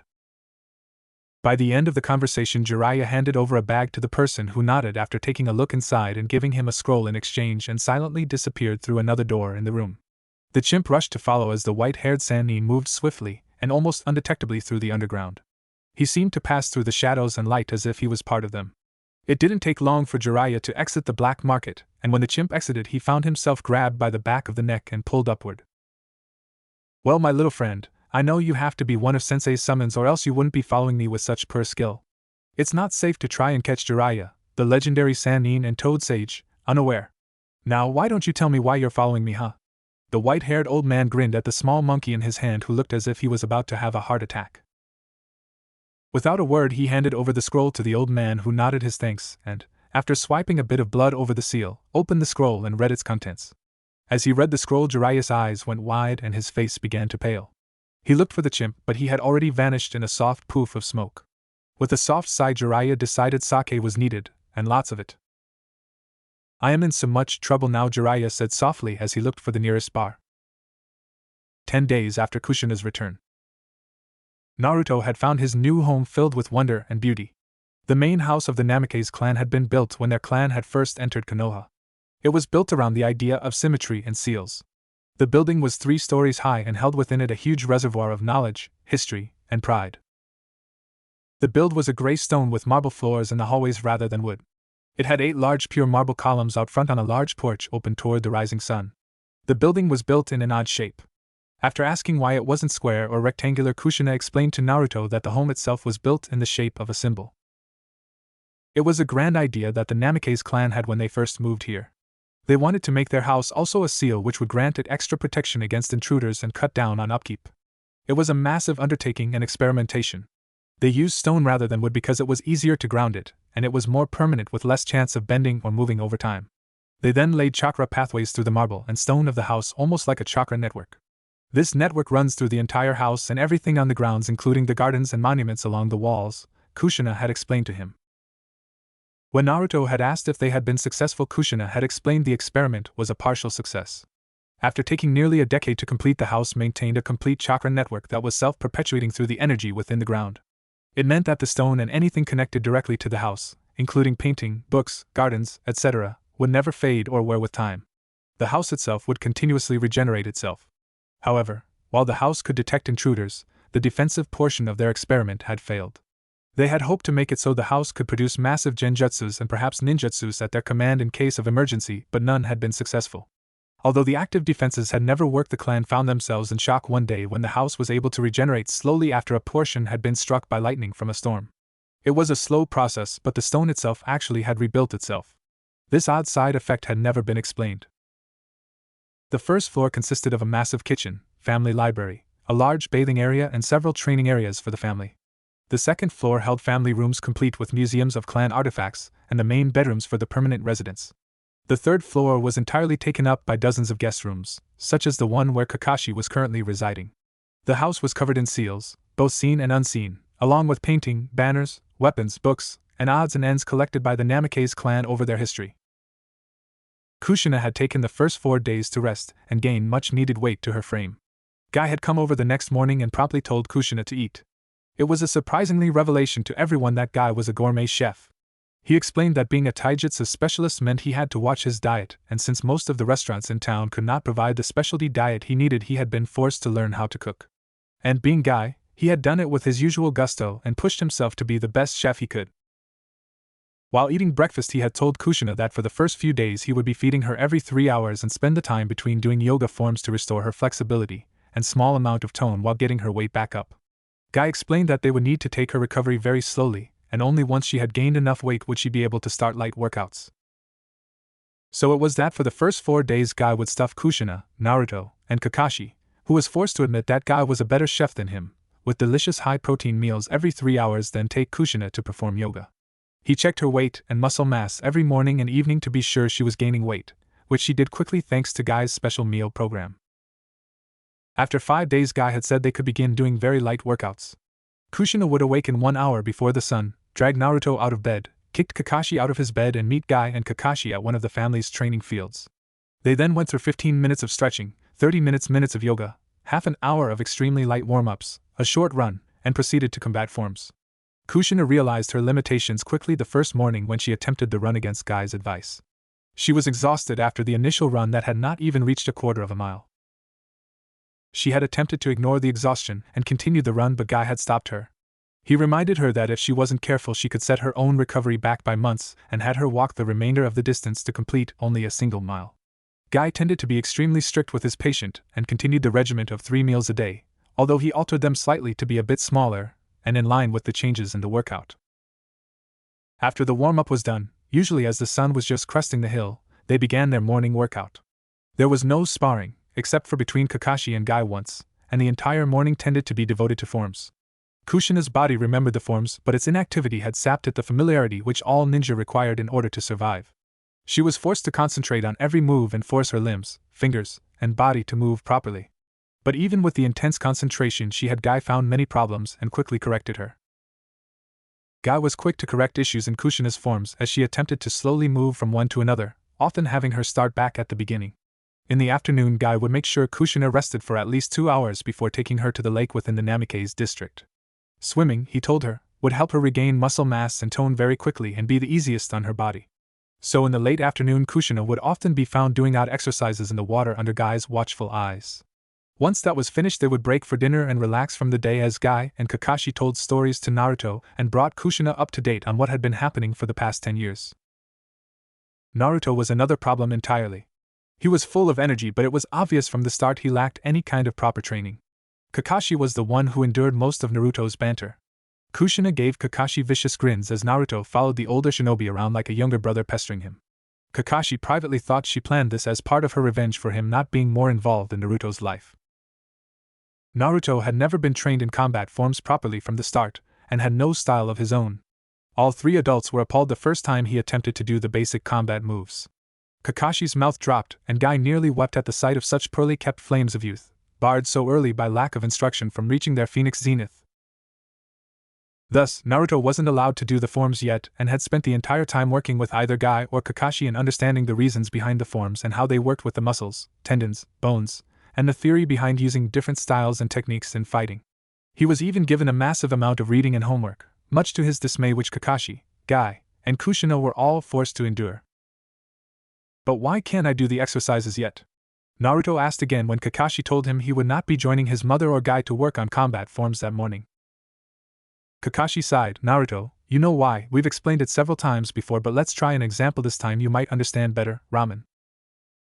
At the magic work, Naruto perked up and Kakashi knew he had the boys' full attention. They had quickly learned that if they gave an example using ramen, or another of his favorite food, Naruto would understand the concepts much quicker. Okay, what would happen if you tried to eat ramen raw? Would it taste good? Kakashi asked the boy. Well, I've done it several times and it tastes okay, I guess, Naruto responded. Okay, but what happens if you add hot water to the ramen, doesn't it taste better? Kakashi asked again. Well, of course, ramen is always better if you let it have hot water, Naruto responded promptly. Good, now why is that? Because the hot water makes the noodles soft and lets the seasoning soak into the water to make broth and coat the noodles, Naruto said as he felt his stomach begin to hunger. Deciding that if he didn't wrap it up soon he might lose Naruto to dreams of ramen, Kakashi began to explain the meaning behind the questions. Now, the knowledge you're gaining is like that hot water. Without it you can fight, but you won't be nearly as good with it because it allows you to be seasoned, so to speak, and gives your fighting ability a greater impact. Knowing where and how to throw a punch is just as important as the strength and speed. But every true shinobi understands the reason behind why you can throw that punch, what muscles are used, and which tendons allow that movement. If you know that, then you know also what muscles and tendons your opponent is using. Once you know this, you can attack the weak points in the defense that much easier. Just like once the hot water is added, the seasoning is spread over and incorporated into the noodles. Make sense? Naruto had giant ramen bowls in his eyes but nodded and sat down to take notes as Kakashi began to lecture about muscular and skeletal makeup and use in basic shinobi combat forms. Kakashi had never been a very good teacher, and in truth, if it wasn't for the fact that Naruto and Kushina were his sensei's family, he would never have been willing to even do this much. But he felt he owed it to his sensei, and he had to admit that Kushina was pretty scary when she got angry. What surprised him more than anything was Naruto. The boy had obviously never been trained properly, and from the looks of it had been trained improperly on purpose. His movements were completely wrong and he left wide open gaps in his defenses. On the first day they had asked him about it, and he had said his instructors at the academy had told him he was different, and that those movements were correct for him. It had taken the combined might of Kakashi and Guy to stop Kushina from attacking the entire ninja academy. Yet, while Naruto had never been trained properly, he quickly picked up the knowledge and absorbed it like a sponge under Kakashi and Guy's instructions. He wasn't afraid of hard work, in fact he seemed to thrive on it. He was very loud and whined a lot about the books he was required to read, having come to the conclusion they were boring, and the lack of actual physical combat, but once he started on the subject and was receiving instruction he quieted up and listened attentively enough. Kakashi had only caught him napping in his lecture once, and even had to admit it was a rather boring part that had almost put himself to sleep. Kakashi began to realize that the boy's main problem in the academy was twofold. First, it was that his instructors had been improperly teaching him, and second was that if he wasn't being taught improperly, he was being ignored and trying to obtain attention by being a class clown. Yet Naruto retained the information extremely well and learned very quickly. The concepts Kakashi was discussing with the boy weren't very advanced, but the amount of information Naruto was absorbing was immense, and then being able to process it and respond with such understanding was shocking. He would make leaps in questions and concepts before Kakashi could get to them and would ask questions with accuracy and insight which surprised the older shinobi of the child. Kakashi mentally sighed and shook his head. If anything, the kid might be a genius on the level with his father, and the academy instructors had nearly destroyed him. Kakashi and Guy were both well aware of the difference between being the Kyuubi no Yoko's container and being the Kyuubi himself. But for many in the village, that difference was lost on them. They merely combined the two and took out their anger on a small child. Kakashi had seen it more times than he cared to admit. The small blonde boy running from a crowd carrying torches, knives, kunai, and sometimes even swords. Often he would have rocks thrown at him, while just trying to walk to class. Kakashi had intervened multiple times on the boy's behalf, and there were very few who wanted to fight the copy ninja, Sharingan Kakashi. But those times had been few and far between, as Kakashi was often away on missions as either a jonin or a NBU captain. His sensei had always had a saying, "There are no bad students, only bad teachers." And it was a belief that Kakashi had carried with him whenever he was asked to take command or become a jonin sensei. As Kakashi continued his lecture for Naruto and Guy worked with Kushina, a pair of figures walked up to the gate of Konoha as the early morning sun leapt over the trees' tops. One was a young woman in her late teens or with black hair and wearing a loose black kimono. The other was a blonde woman with an extremely large chest who looked to be about 23 with a small diamond on her forehead. She wore green robes with a pale blue, sleeveless shirt underneath. The guards noticed the pair immediately and, as they had been instructed to expect her, promptly sent a messenger to inform the Hokage of her arrival. They stood as she entered the building and bowed slightly. The Slug Princess of Konoha. A squad of ANBU appeared and the captain spoke to the duo. "Good morning, Lady Tsunade. We have already sent a messenger ahead to inform the Hokage of your arrival. If you will please follow us, we will provide you and your companion an escort to the Hokage Tower."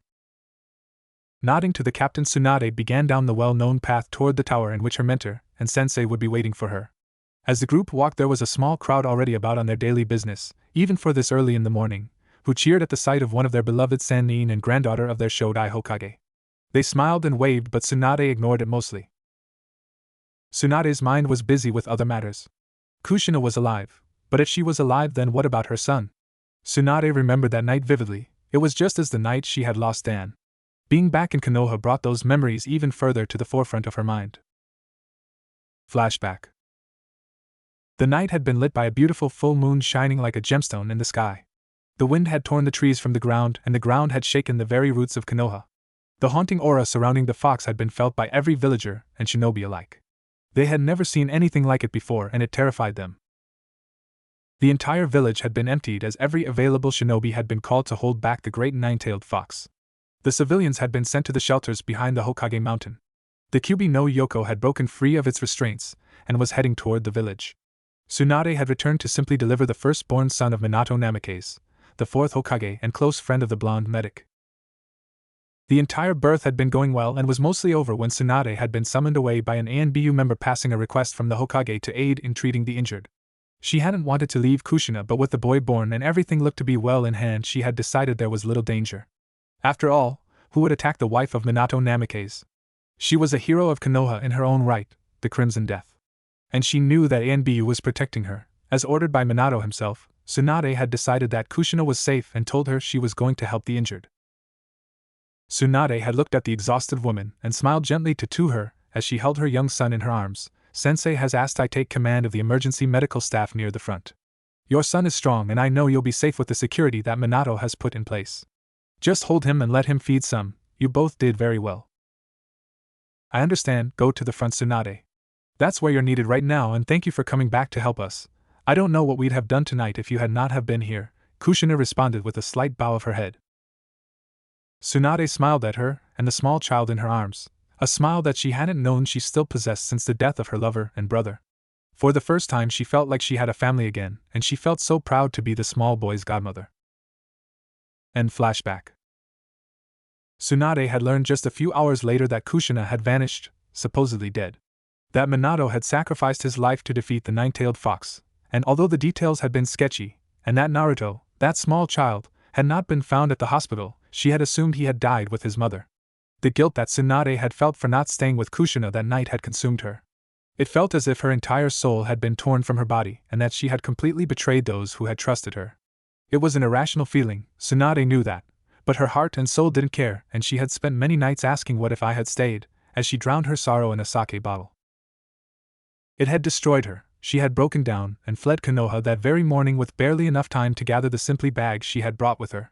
She had left without another word to her sensei or Jiraiya, and the only person who knew where she had gone was Shizen, her apprentice. She knew Shizen had told him where she was from time to time and let him know she was alright, but it mattered little to Tsunade.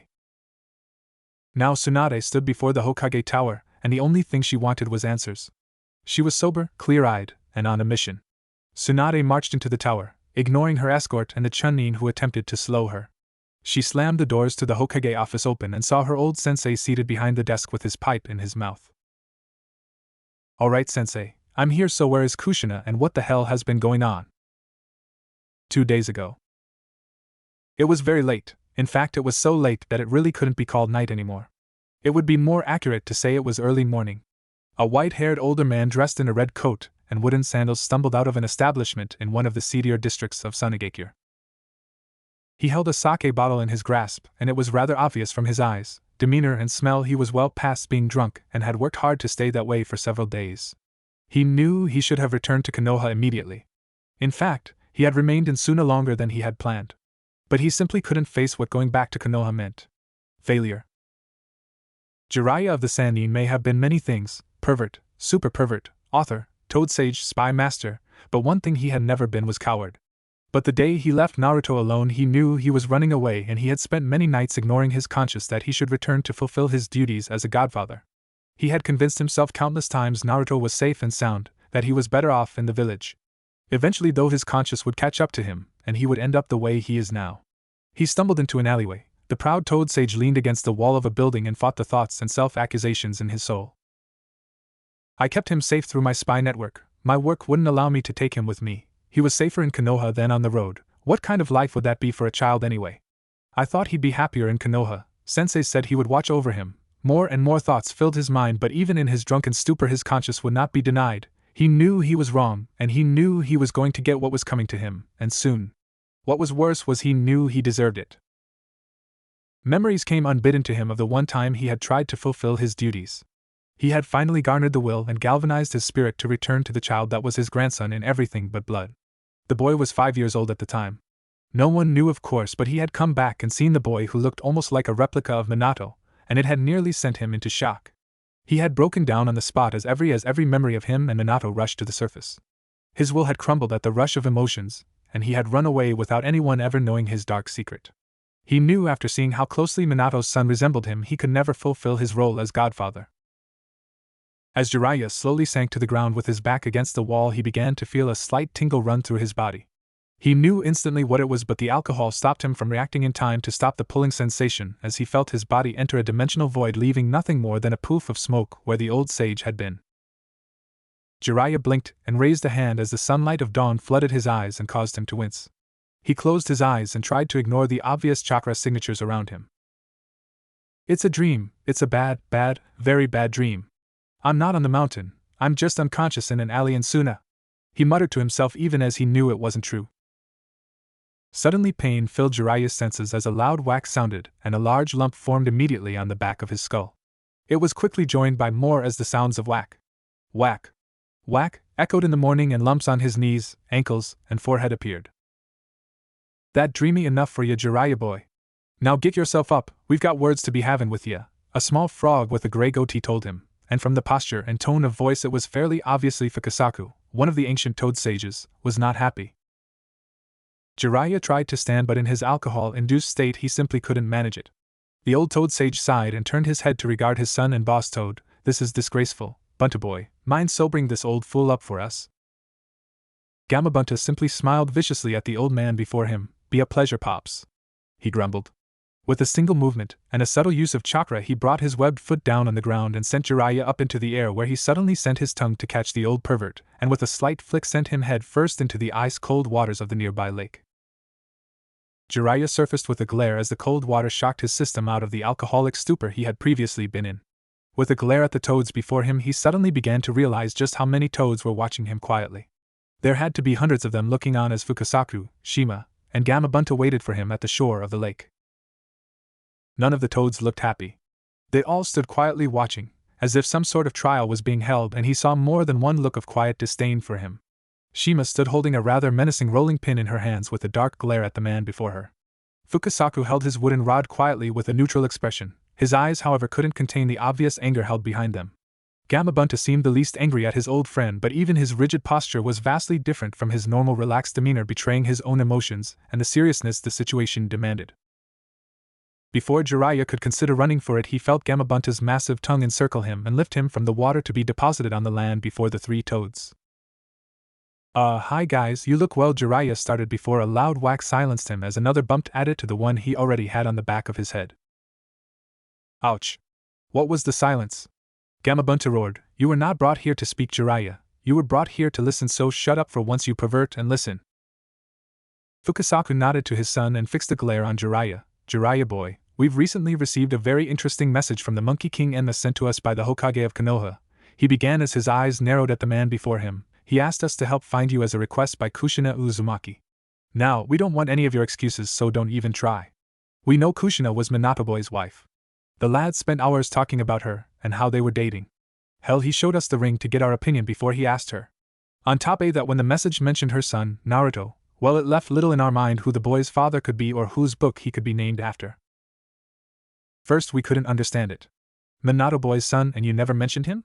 Ma and I would have enjoyed spending time with the lad. We decided there must have been some reason the toads were never informed. Last, we were told Minato boy and Kushina last both died the night of the Kyuubi attack. No mention was ever made of their child, and we assumed the boy lad had died with his parents. So we decided there must have been some kind of mistake, right? You'd never leave us in the dark about such an important matter after all, right?" Jiraiya's stomach clenched, and his face paled as he realized where the old toad was going. The toads put a lot of emphasis on family and loyalty to family. It was no wonder there were so many toads watching the scene on the lakeshore. This was a trial. The toads considered family loyalty one of their highest priorities and would go to great lengths to protect each other. The idea that Jiraiya had shirked his duties, no matter the reason, a huge disgrace and insult to the toads. As the thoughts began to race through Jiraiya's mind, he realized what he had to lose here. If he didn't take the scene seriously, he could very well lose his contract with the toads. So Ma and I went for a visit in Konoha to speak with Kushina Lass and the Hokage. They told us everything. Jiraiya Fukasaku's words made Jiraiya's heart stop as he went ever paler. "You were his godfather!" Shima roared at him. "After everything we taught you about loyalty to family, about putting others before you to protect them, you do what? You leave him. He was your responsibility, damn it all. We expected more out of your Jiraiya boy. So much more." Shima continued her rant for a moment before Fukasaku laid his webbed forehand on her shoulder to quiet her, as he saw Jiraiya cowering before the three great toads. Fukasaku tapped his wooden rod on the ground before him to emphasize his points as he continued to the now silent and fully culled Jiraiya. "Minato boy was precious to us as he was to you. He was special and a true genius. We loved him as we have you, a member of our own family. We mourned his loss as much as you did. But to know that Minato boy had a son you knew about and one, didn't tell us, and two, didn't take move to care of the boy is despicable. At the very least you should have informed the toads of Minato boy's son. We would have stepped up and offered our protection to the boy. You have crossed a terrible line here, Jiraiya." Jiraiya had sunken to his knees and hung his head, unable to come eye to eye with Fukasaku and Shima, while their son Gamabunta sat behind them. Gamabunta had a look of shame on his face as he looked at the white-haired Sannin. He had never imagined Jiraiya would ignore the son of the student he saw as family. For all that Gamabunta liked Jiraiya as his old friend and comrade, he simply couldn't mount any defense to overcome what had transpired, so he remained silent. The silence continued as the toad leaders glared at Jiraiya. Fukasaku nodded to his wife, who walked up to Jiraiya until she was right in front of him. "I know how hard you were hit by the loss of Minato boy. We all were. But that is no excuse to ignore Naruto. The least you could have done was inform the toads of his existence so we could watch over the boy. You messed up big this time, Jiraiya, real big. We can't let this just slide. Family is too important, whether it be by blood or bond. Under our contract, we are ordering you to return to Konoha immediately to fulfill your role as godfather to the child and protect Kushina Uzumaki Namikaze and Naruto Uzumaki Namikaze. Further, we are restricting your rights of summoning under the contract. You may only summon the toads in the work to train and protect Minato Boy's family, otherwise we will not answer your summons until we have deemed your debt to Minato Boy and his family paid. I understand, Jiraiya responded with little protest in his voice. He saw the toads begin to move away from him en masse from the scene at the beach. Jiraiya sighed to himself as he felt the familiar tingle run through his body, signifying he was being returned to his previous location within Tsunade. Rising from his knees, Jiraiya, the Toad Sannin and Spy Master, left the alley he had been returned to and began his journey back to Konoha. Present day. The third Hokage gave his student a slight smile before answering, "Hello to you too, Tsunade." He nodded toward the chair before him before speaking again, "Please hold all other appointments. My student and I will be talking for a while," he told his secretary as Tsunade took her seat, still fixing him with a glare. Once the doors were closed, and he had active several seals ensuring complete privacy, he then began to speak again in a smooth and conciliatory tone, "Thank you for coming, Tsunade. I know it's hard." "Cut the crap, sensei. I don't care about the touchy-feely stuff. I want to know what the hell has been going on. I hate this village, the people in it, and the only reason I am here is because of this letter I got, which if it's a ruse I swear you will regret it," Tsunade told him, releasing a blast of direct killer intent toward her old sensei. The old man before her nodded to his former pupil as his face hardened at the implication he would lie to get her to return to the village. "First, you should know better than to expect me to lie to you to obtain your return to this village. Second, that letter was no ruse. Kushina has returned." With a skeptical look to her face, Tsunade nodded to her old sensei to continue. Hiruzen began to explain the events of the past week and a half. "All right, 10 days ago Kushina Uzumaki came bursting through my doors. She was half crazed from malnutrition and had no clue where she was and barely remembered who she was. The only thing that made it through her head was that this office meant safety because it was where Minato was. In truth, I barely recognized her from her former self, and it was only her crying for Minato that made me take a closer look to realize who she was. She passed out and I had a medical team go over her and perform some muscle reconstruction and blood work here. I refused to allow it to leave this office." He opened a desk drawer and removed a manila folder from within, handing it to Tsunade before continuing. "They found trace elements of chemicals used to induce medical comas on patients in her bloodstream and extreme muscular atrophy. It took the medics nearly 20 hours straight to repair and rebuild her atrophied muscles enough so she could stand and walk on her own. It was a miracle for her to make it to the tower. The medics said she must have been running on pure adrenaline to manage it. When she awoke, she told me the location of the door about her abduction. Apparently Danzo sent some of his pet root shinobi in the guise of ANBU and abducted Kushina shortly after Naruto was born. They then commenced with several tests before placing her in a medically induced coma. We believe her body built a resistance to the drug over time, and she was able to fight her way to consciousness. Her ninja skills kicked in and forced her unconsciously to escape, where she made a blind dash to arrive here. She was barely conscious when she arrived and crying for Minato. She barely weighed 65 pounds and was skin and bones. It was a miracle and an act of pure will that allowed her to make it here." The Hokage remained silent for a moment, allowing Tsunade to process the information and go through the folder in her hands. She set the folder on the desk before her. The blonde woman remained quiet for a moment, her hands clenching the sides of the chair she was in. The wood was creaking under the stress of her grip. "You said these root were dressed as ANBU?" Tsunade asked as her old teacher nodded. She gripped the side. "When I left her at the hospital it was because ANBU said you requested my help in the field hospital." At the statement, Hiruzen's eyes widened slightly. "I never gave any such instruction, Tsunade. I know how hard the delivery had to be on you with the blood involved and wouldn't have asked more of you after that," he told her as another wave of guilt washed over her. A small part of her mind accused her, saying, "You should have stayed. It's your fault this happened." It had seemed so normal to have her go to the field hospital to help those injured. She hadn't even questioned the ANBU or gotten his code name. Tsunade's jaw clenched in anger and frustration at the now revealed betrayal and the realization of how deep Danzo had been in Konoha's system to pull off such a stunt under her nose. Nodding to the man, Tsunade took a deep breath to calm herself before speaking quietly. "There's more, isn't there?" Hiruzen nodded and took another deep breath. Once she was back, she demanded to see Naruto. At the mention of the boy's name, Tsunade's shocked eyes shot open and locked onto her sensei's before silencing the older man with her own voice. "Wait, stop. Right. There. Naruto is alive? I thought he died the same night as Kushina and Minato. Why didn't you send word to me that he was alive, sensei? What the hell? He is my godson and my responsibility. How could you not tell me he survived?" Tsunade glared at the older man, releasing a significant amount of killer intent. Hiruzen coughed and looked uncomfortable at the question. failing to meet his student's furious gaze before finally taking a calming breath and meeting the blonde's eyes with his own to answer her.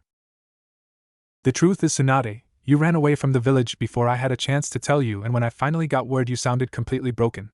You were an emotional wreck who drowned her sorrow in sake and gambling. How could I ask you to take on the role of mother that knowing Naruto lived would demand of you? After the first few years I thought about trying to bring you back and even went so far as to leave a standing order with the ANB that if you were seen to pass a request for you to return to the village. That's a load of bull, sensei, and you know it. If I had known Naruto was alive I would have returned to the village immediately. He was a connection to my past, the only one remaining with Minato and Kushina dead. How could you deny me that? It wasn't your choice to make old man. Do you know many nights I poured sake down my throat trying to forget how I had failed that small baby and his parents? Do you? Tsunade yelled at the old Hokage before her as she stood up and slammed her fists into the wooden desk before her, leaving indentions into the polished wood. Tsunade noticed how her teacher seemed to grow older before her very eyes as he sighed. It wasn't until that moment that Tsunade realized how old Hiruzen Sarutobi was. His skin seemed to hold more wrinkles than she remembered and his shoulders almost visibly sagged under the weight of the decisions he had made in his time as Hokage. His eyes were unfocused as he remembered the past decade and the decision he had made before refocusing on the present and his student. The old Hokage closed his eyes for a moment before speaking quietly to his old student, the truth of his words ringing in his tone. The truth is, I made a mistake and I am not so arrogant as to not admit it. I truly believe what I did was the right thing, but you are right, you deserve the chance to make the decision yourself. I should have called you back and told you. I'm sorry, Tsunade. I know if you had known Naruto was alive you would have come back. I failed Naruto in that regard and by doing so Minato and Kushina as well. Sighing to herself, Tsunade simply couldn't remain angry at the old man. He had tried to do his best, but sometimes people simply made mistakes, and at least he had been willing to admit it. It was always a hard reminder that Hokages were people too and not the all-knowing and all-powerful beings people believed. Tsunade returned to her seat and the two were quiet for a moment before she finally spoke again. Okay, sensei, we'll discuss it more later, and I am still angry with you about this, but please continue, she told him. Nodding to her, Hiruzen resumed his story. Once she was awake, the first thing she wanted was to see Naruto. After getting her to eat and shower, we left for the academy, and she nearly fainted on the spot at seeing him. It was rather an adorable moment for the two of them. I had my crystal ball take pictures, I'll show you sometime.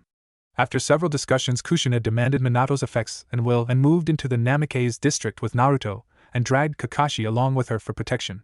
She wanted to announce their new status as Minato's family immediately, but I managed to convince her to wait until you and Jiraiya returned for extra protection against any enemies both inside and outside of the village.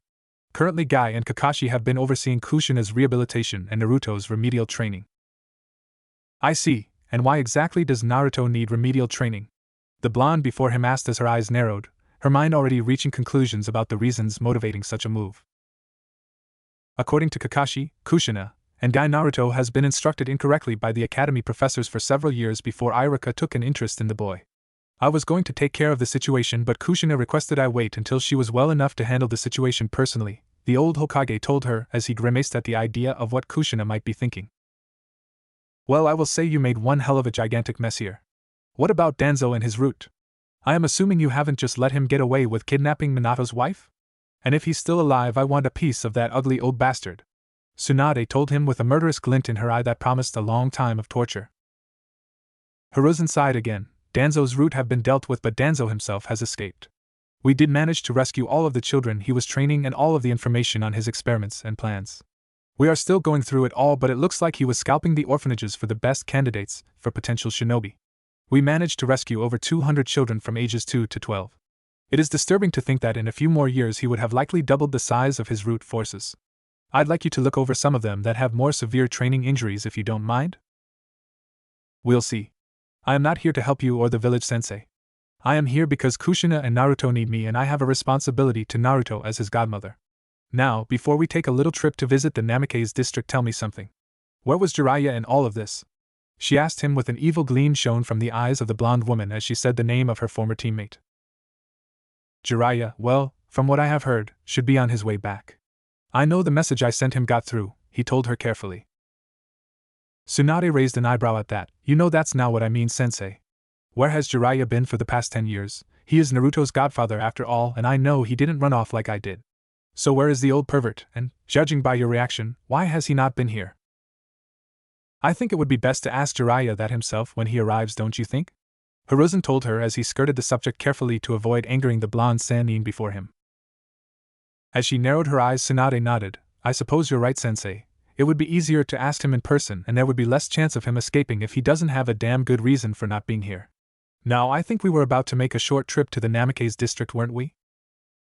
Yes, but before we go there is something we need to discuss, the Hokage told her with a seriousness he hadn't held before. With a nod from his student, he continued. I'm concerned with Kushina's mental stability. I've been receiving reports from Kakashi daily, and while her physical health has continued to improve thanks to Guy's rehabilitation training, it is obvious that her mental health isn't keeping up. It is to be expected in some part since she woke to a loss of 10 years of her life, but he says he has noticed her spacing out randomly. Or she will stare at places around the district, or the house or gardens as if expecting someone to come around the corner. From what Kakashi tells me, she seems to lose herself in memories rather than staying in the present. About the only thing that seems to keep her in the here and now is Naruto. I'm worried the stress of losing so much at once may be too much for her mind to handle. I want you to watch her, and if you think it's necessary, to arrange for a psychological evaluation immediately with Inoichi. Tsunade remained quiet for a moment as her mind processed the information before speaking. Her voice was barely above a whisper. To wake up to find your husband dead, 10 years have passed by with you asleep, and your son a stranger to you and his own family would be jarring for anyone. The fact that she is as functioning as well as you say is a miracle within itself. I'll keep an eye on her, and if I see anything I think is out of place, I'll order an examination. With a nod, Hiruzen took his hat from the stand beside his desk and rose to make his way out of the officer with Tsunade not far behind him. They were silent now, both digesting the information they had been given. As Tsunade made her way toward the Namikaze district with the old Hokage in tow, Kushina Uzumaki was currently lost in the memories of 10 years prior. She was sitting in the old rose garden of the Namikaze manor. It was a beautiful place, and she had slowly and painstakingly been tending it in an effort to restore its former beauty. The garden was a large section in the middle of the house itself. The house surrounded the garden in walls of stone and polished wood, but you would never notice if you sat within it. The trees, bushes, and flowers within had become overgrown with time since she had last been here, but the smell of the roses still filled the air. The gurgle of the small stream with its many miniature waterfalls played a melody in the air with a natural and alluring harmony, making it hard to walk away.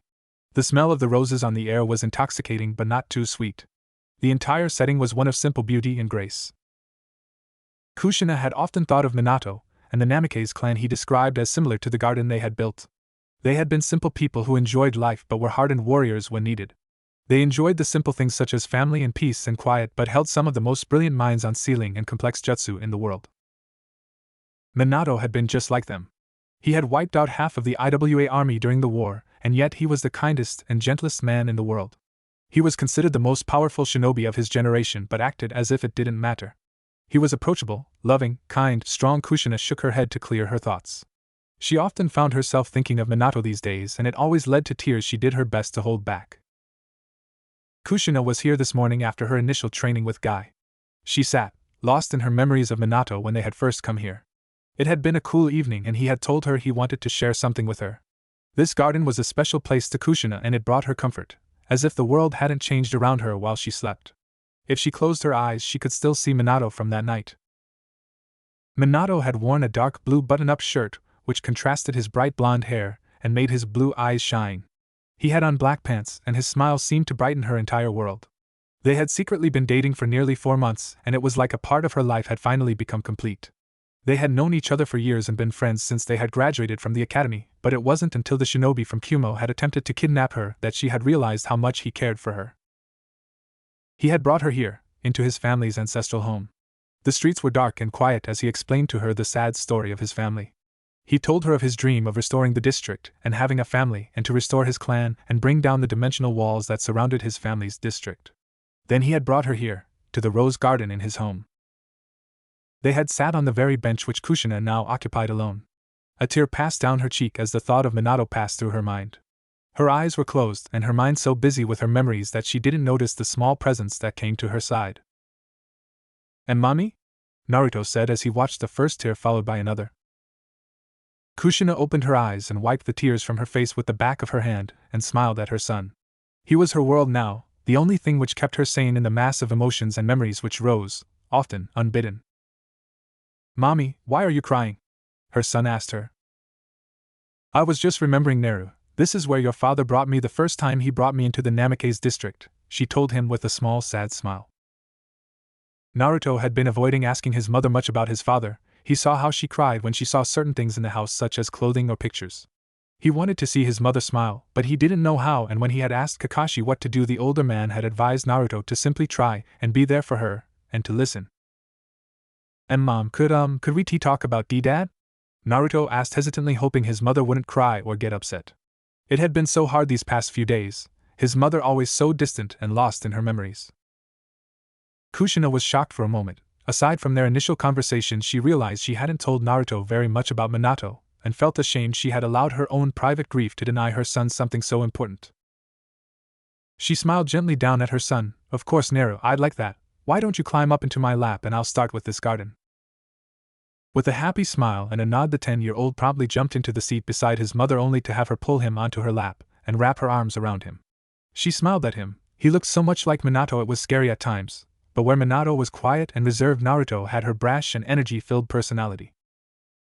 "Oh Minato, I know you'd have loved him dearly," she thought to herself. "Well, you see, Naru, your dad and I met at the Ninja Academy. I was a refuge from the former Whirlpool country.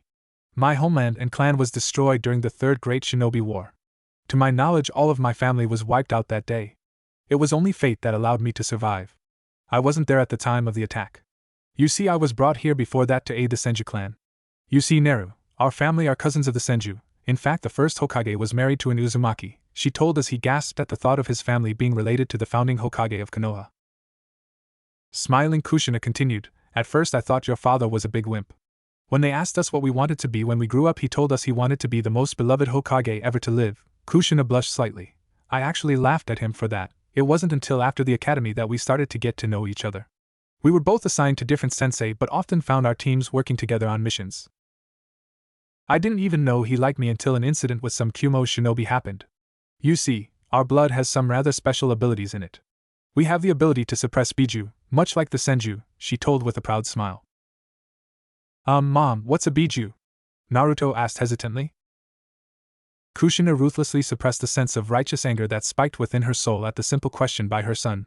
"Those ungrateful bastards at the academy. As soon as those two Sannin are back, I'm going to level that place with those bastard instructors inside it."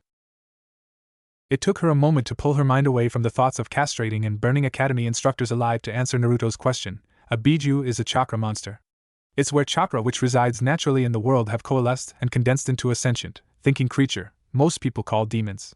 Our family and the Senju clan were gifted with the ability to suppress these demons' chakra, similar to a bloodline trait within our clan. "Did Dad's family have a bloodline as well?" Naruto asked her. "If he did, your father never mentioned it to me, so I don't think so. He said that there was some speculation about one before he was born because some of his clansmen found themselves able to heal and recover quicker than most, but it never seemed to settle into the entire clan. Probably because they were almost wiped out from the subsequent ninja wars. Your father's family was more known for their family jutsus. They were one of the only clan capable of using space-time jutsus with precision and regularity, and were known as some of the greatest seal masters in the world," she said as she giggled, remembering the blonde-haired teen who had asked for her help with seals.